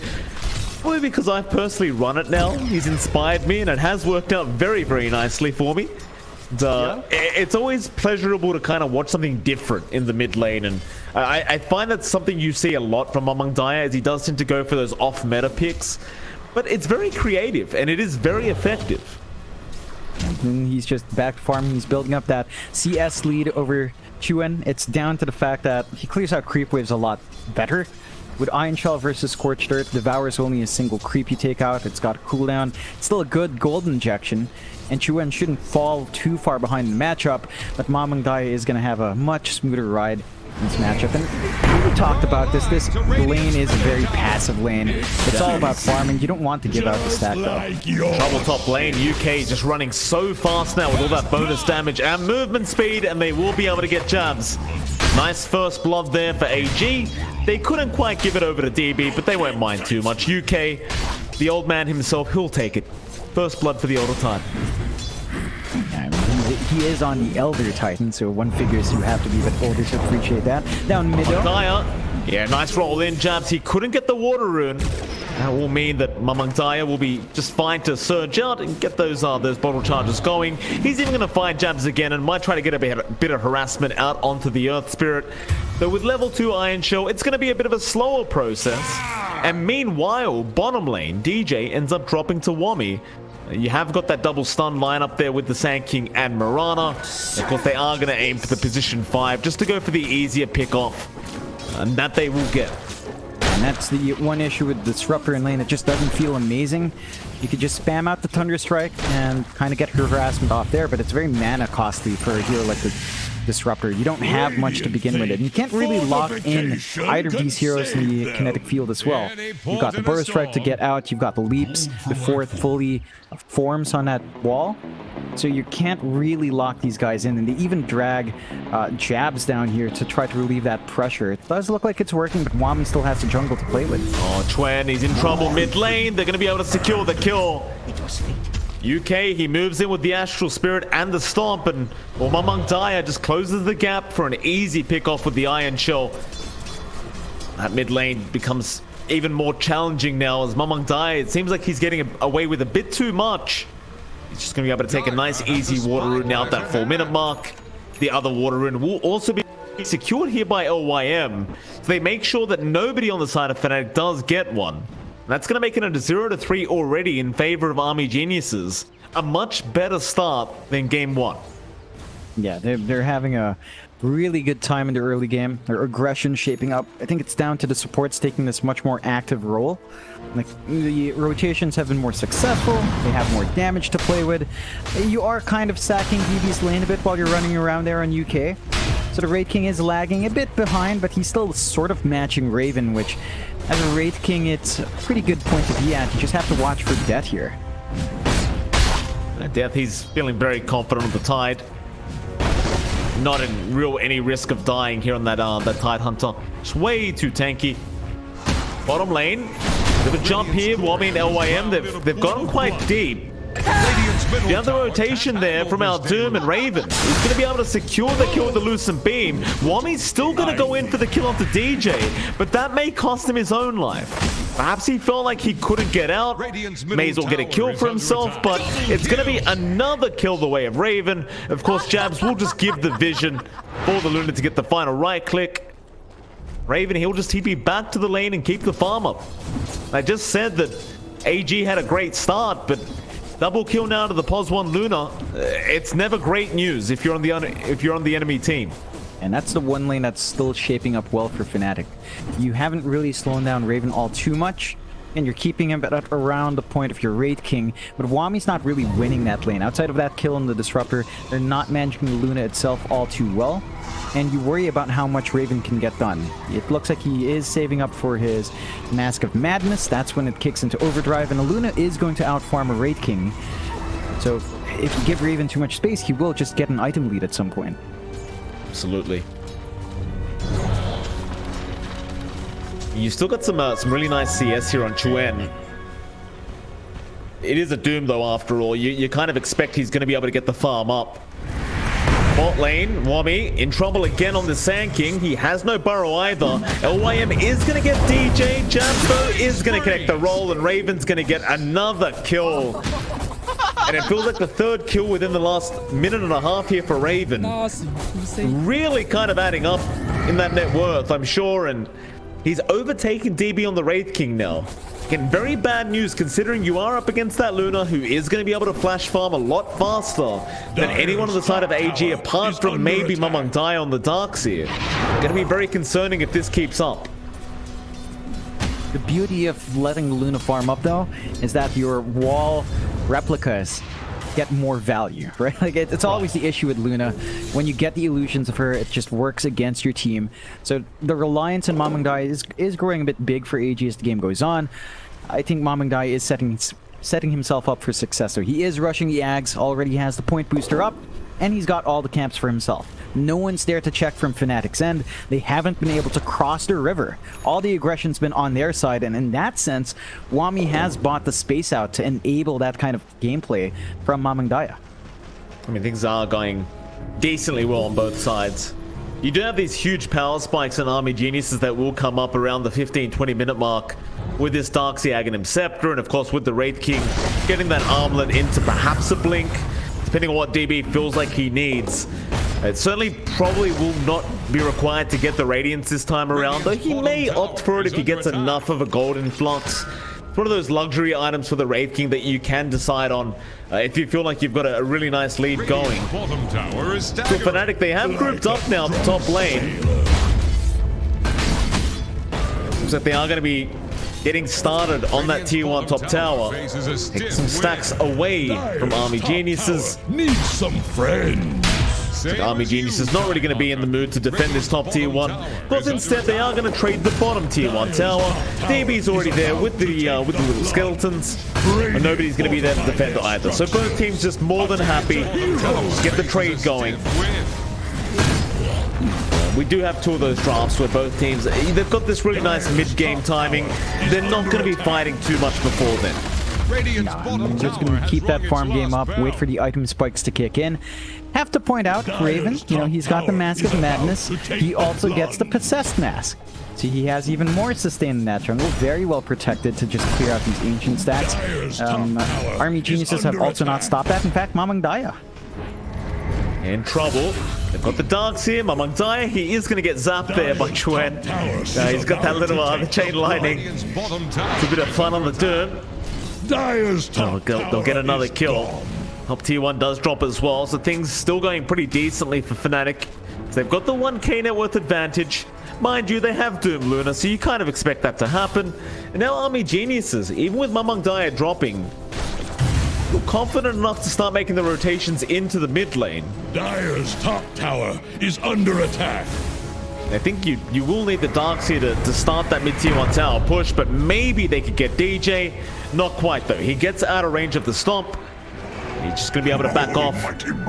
No real risk taken here by our Disruptor. Meanwhile, look how far Death's gone this tide. Like, he's so confident he can't die. He'll just keep this far forward. And Army Geniuses, they can't really leave the mid lane. Because the moment they do, Fnatic, they're going to be ready to start the push. And that 10-minute siege creep did just spawn up, so they certainly can't address the top lane. And even if they do, I mean, Death's the Tide Hunter. You're going to need so much committal to get the kill. It's just not going to be worth your time. Yeah, that's way too tanky at this point. Has 3 levels in the shell. Maxed out Anchor Smash for the right-click damage from DB. Can't really handle him. And they are rotating around now. Ravage is ready to go in this bigger team fight as well. Also moved in, Raven, DB, they aren't there. They found the Wraith King. He's got no reincarnation, but no, he schools it up now. He was just saving a point. They won't need the Ravage yet either. A nice glimpse back into the kinetic field, and now they might give the Ravage that secondary life, and they will. Straight off the bat, it does actually land on 3 heroes to boot. So Army Geniuses, they couldn't help out. They'll go for a Moonlight Shadow. It still could be a very dangerous predicament, but Mamangdai, he's dropped the wall, and now the Sand King with the arrow follow-up does kill off Raven. And it's looking really bad for Fnatic. They might get Mamangdai, and they do. Can they find more though? UK will back off. In the end, it will be a 2-for-2 trade. It was a very nice team fight had they left with the Wraith King kill. I suppose in the end, Fnatic, they still do come out on top, as they did find both the POS 1 and 2 of Army Geniuses. At the very least, Army Geniuses, they do kind of even out the team fight a little bit. Yeah, it's a bit difficult to get into that big 5v5 when the spells are up in Fnatic, and this is what we were pointing out in the draft. If they play around their Doom, which wasn't even used, play around the Static Storm and Ravage, they can hammer in the control. AG, their control is reliant on some unguaranteed stuns. Their most reliable stun is Wami with a blink up now. So Wami has to put the work in to line up the shots, and Mamangdai kind of has to set up with a vac. He is still building up the pace. I think this is the moment on AG's end where you kind of take a step back on that Darkseer. Just wait for the axe. 1,000 gold away for that nice spell shield, not spell shield, but additional HP on the Iron Shell to sustain your Raid King up front, to sustain your Sand King as well, and just delay that burst damage from the control that Fnatic has. Once that's up, you feel a lot more secure here on AG's end. You just need a patience for it. They could maybe try to jump Death knowing Ravage is down, but he is still way too tanky to handle, and that just gives him a free lane to keep farming up in. So the farm game is starting to shape up for Fnatic. It's a Doom, it's a Luna. There's only so much you can do to stop that farm. Yeah. And you don't contest the jungle. Does get jumped. Arrow going to be on the mark from LYM. Still Kraken Shore is going to kick in, but they've got the stop. Another Kraken Shore to purge that off, but Death is still probably going to die. Upon the tide. I suppose you force out the wall, but Mamangdai, he won't mind using it. More than happy with the kill. In the end, Death does finally get punished for being that far into that top lane. And that does give Mamangdai his full Ags, just about 30 gold away. It's basically done. He will have the double Iron Shell with heal, and that should lead to more aggression here on AG. Good. Moonlight Shadow is there. DJ may get caught. Wami. Well, Static Storm's going to be dropped, but the kinetic field will not hold Wami in. Still, they will cancel off the epicenter. Now the Lucid Beam. Raven is going to try and turn it back around. They'll get a nice glimpse off, but a quick blink out from Wami. Still, the roll from Jabs was on the mark, but it was just short on range. Jabs hasn't hit the level 10 yet to get that talent up for the extra range. And now things get a lot spicier for Army Geniuses as Mamangdai does have the eggs up. So things get a lot more fun. At least for AG. I'm not sure why they didn't wait for the eggs to fly in first before committing the Moonlight Shadow. They knew it was like 20 gold away at that point, and they just kind of get impatient, maybe thinking that the gold would just flow in. The courier still needs to cross the map. And if they had the double Iron Shell, that fight could have ended up differently. The damage to HP, the early committal on the Static Storm was already there. They could have really just found an opportunity afterwards, but now they could just wait for the next wall. 10 seconds away, and they will smoke around this one. Tower can't handle this deluge. Radiant start moving in. They want that mid-tier 1 tower, and DB's already just getting it started. Burrow Strike is going to be there on the side. Death, he's been the one that called out. Epicenter, going to go through. Ravage is actually going to be committed. They'll start to try and go on a fight with DB on the raid kick. Just go straight after that raid, but he does have that reincarnation. Vac Wall is there. It's not going to be the greatest Vac Wall, though. They're going to lose that reincarnation life on DB, but that's going to be about it. Middle tower has been denied. Well, at the very least, Fnatic, they do get the deny on that tier 1 mid. Death, he's still being chased down. Turns out he does end up being a little bit too tanky to die. That's going to be it. AG, they'll back out. I guess in the end, they still got what they came for. Yeah, they take the tower. They don't find big kills. They do commit all their big spells, though. Even that reincarnation is level 1, so the cooldown's very long at 200 seconds. Not going to be up for DB. He's going to have to just sit back and farm. It looks like DB might be considering the Radiance build, and then you'd have the interaction with a burn. Radiance burn plus the Iron Shell. We've seen that before. It melts heroes if they're not ready for it. Fnatic, I think they might be pretty ready, though. They've already got that casual Hood of Defiance on Death. He could just go for the full pipe to block a lot of that damage. And Fnatic, they only pop Ravage. They've got Doom Eclipse. They can still go. UK, though, great positioning to break the smoke. Roll, though, is in from Jabs. They do at least catch him out, and they will take him down. Nice pick off there. Chwen, he'll get the kill. Dire's middle tower is under pressure. With that Fnatic, start moving into that tier 1 mid. Should be able to secure that tier 1 tower, no problem. Looks like Army Geniuses, they probably won't bother trying. You don't have the wall up, you don't have the reincarnation up. You'd probably rather just allow DB to finish off that Radiance before you do get started again. No, I say that, Moonlight Shadow is going to be popped.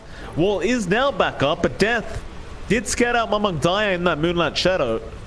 Dire's middle tower is drowning. Strike is there. They do find Jabs. However, the Static Storm has dropped. Arrow is going to be there. He does at least get the Magnetize off in time.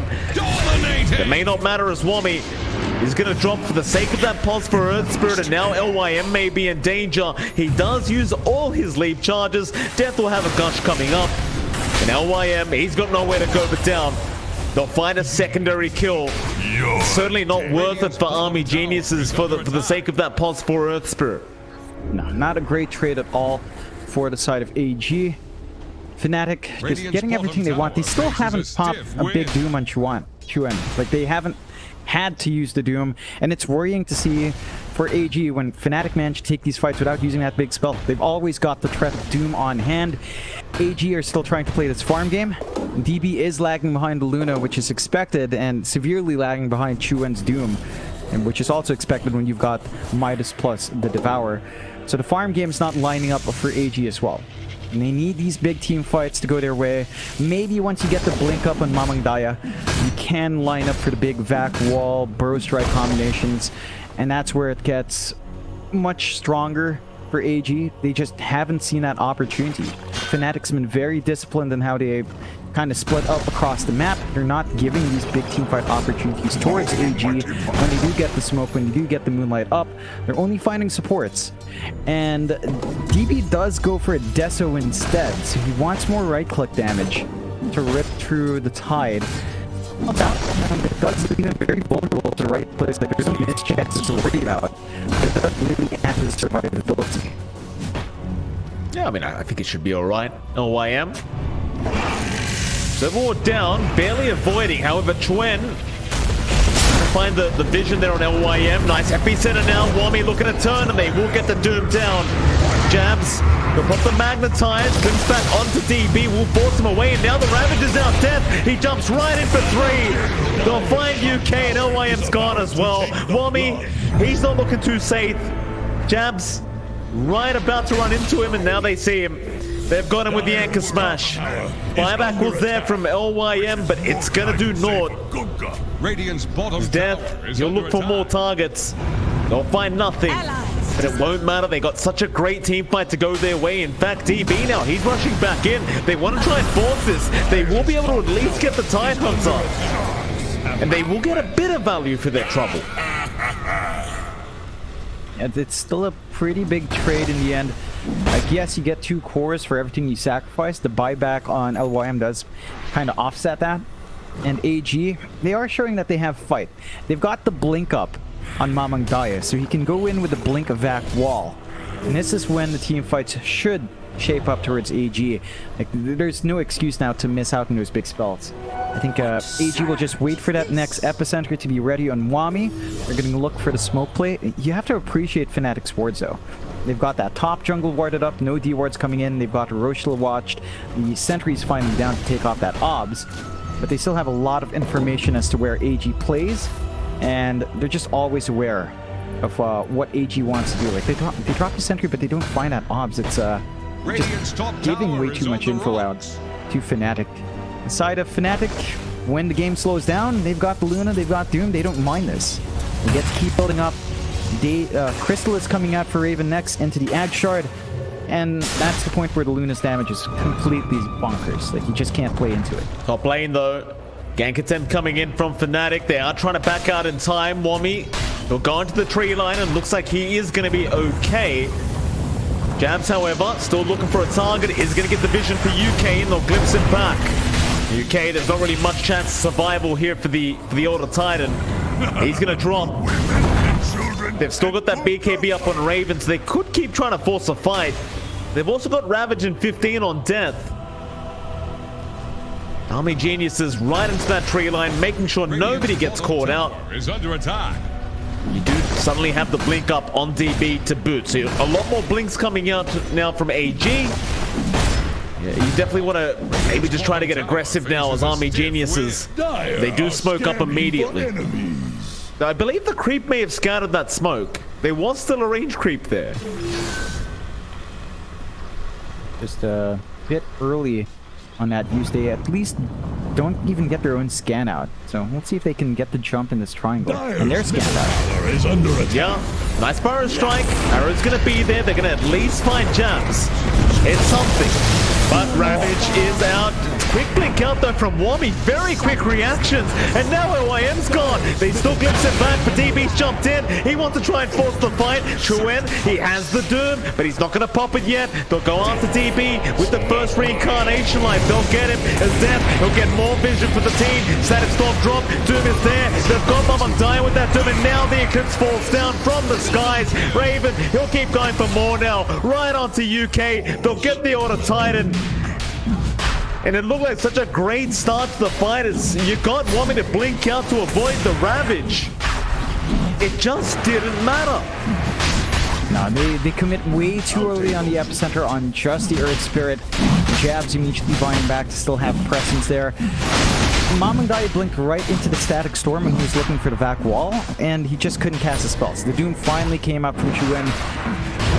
Really impactful in the fight, just preventing AG from having the counterplay, and now Roche #1 will get away Fnatic once more. They've always been on point throughout all their games and controlling the Roche pit. They've got safety net on Raven.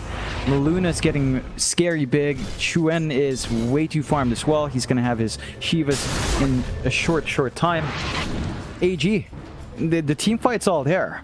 They're just kind of committing for these single target kills, and they stick around a bit too long afterwards. Like, once epicenter is gone, I think you have to back off. Like, you miss out on a lot of damage.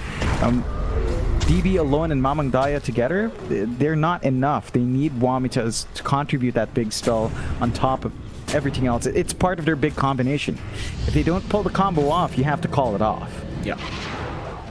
DJ's looking for another target. Wami, it's backed off at the right time. The DJ is looking for a big glimpse back onto the Sand King.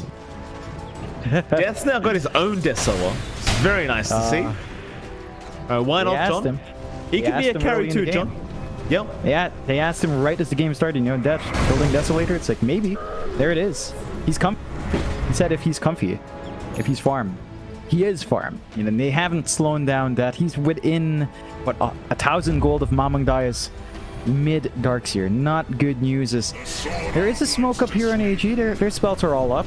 They have the high ground advantage on the side of Army Genius. This is DB. Glimmer Cave is there. GJ, he might be able to buy some time, and now the back wall's down, but the Ravage is out again from Death. They're right onto Mamangdaya, and they'll get the Darkseer into DB. They want the Wraith King as well. Jabs, he's still rolling around on the other side, holding everyone back as now the Eclipse comes down. They found DB a second time, and Jabs, he is finally going to tie. But look how much space he's created. He has bought them so much time. Raven gets an ultra kill. They call it. They've had enough. Fnatic are just way too strong today. And I'll tell you what, they came back with a vengeance after yesterday, going 0-4. Today, obviously they decided we're not losing. And this is more of the Fnatic we're used to watching, John. Very happy to get back.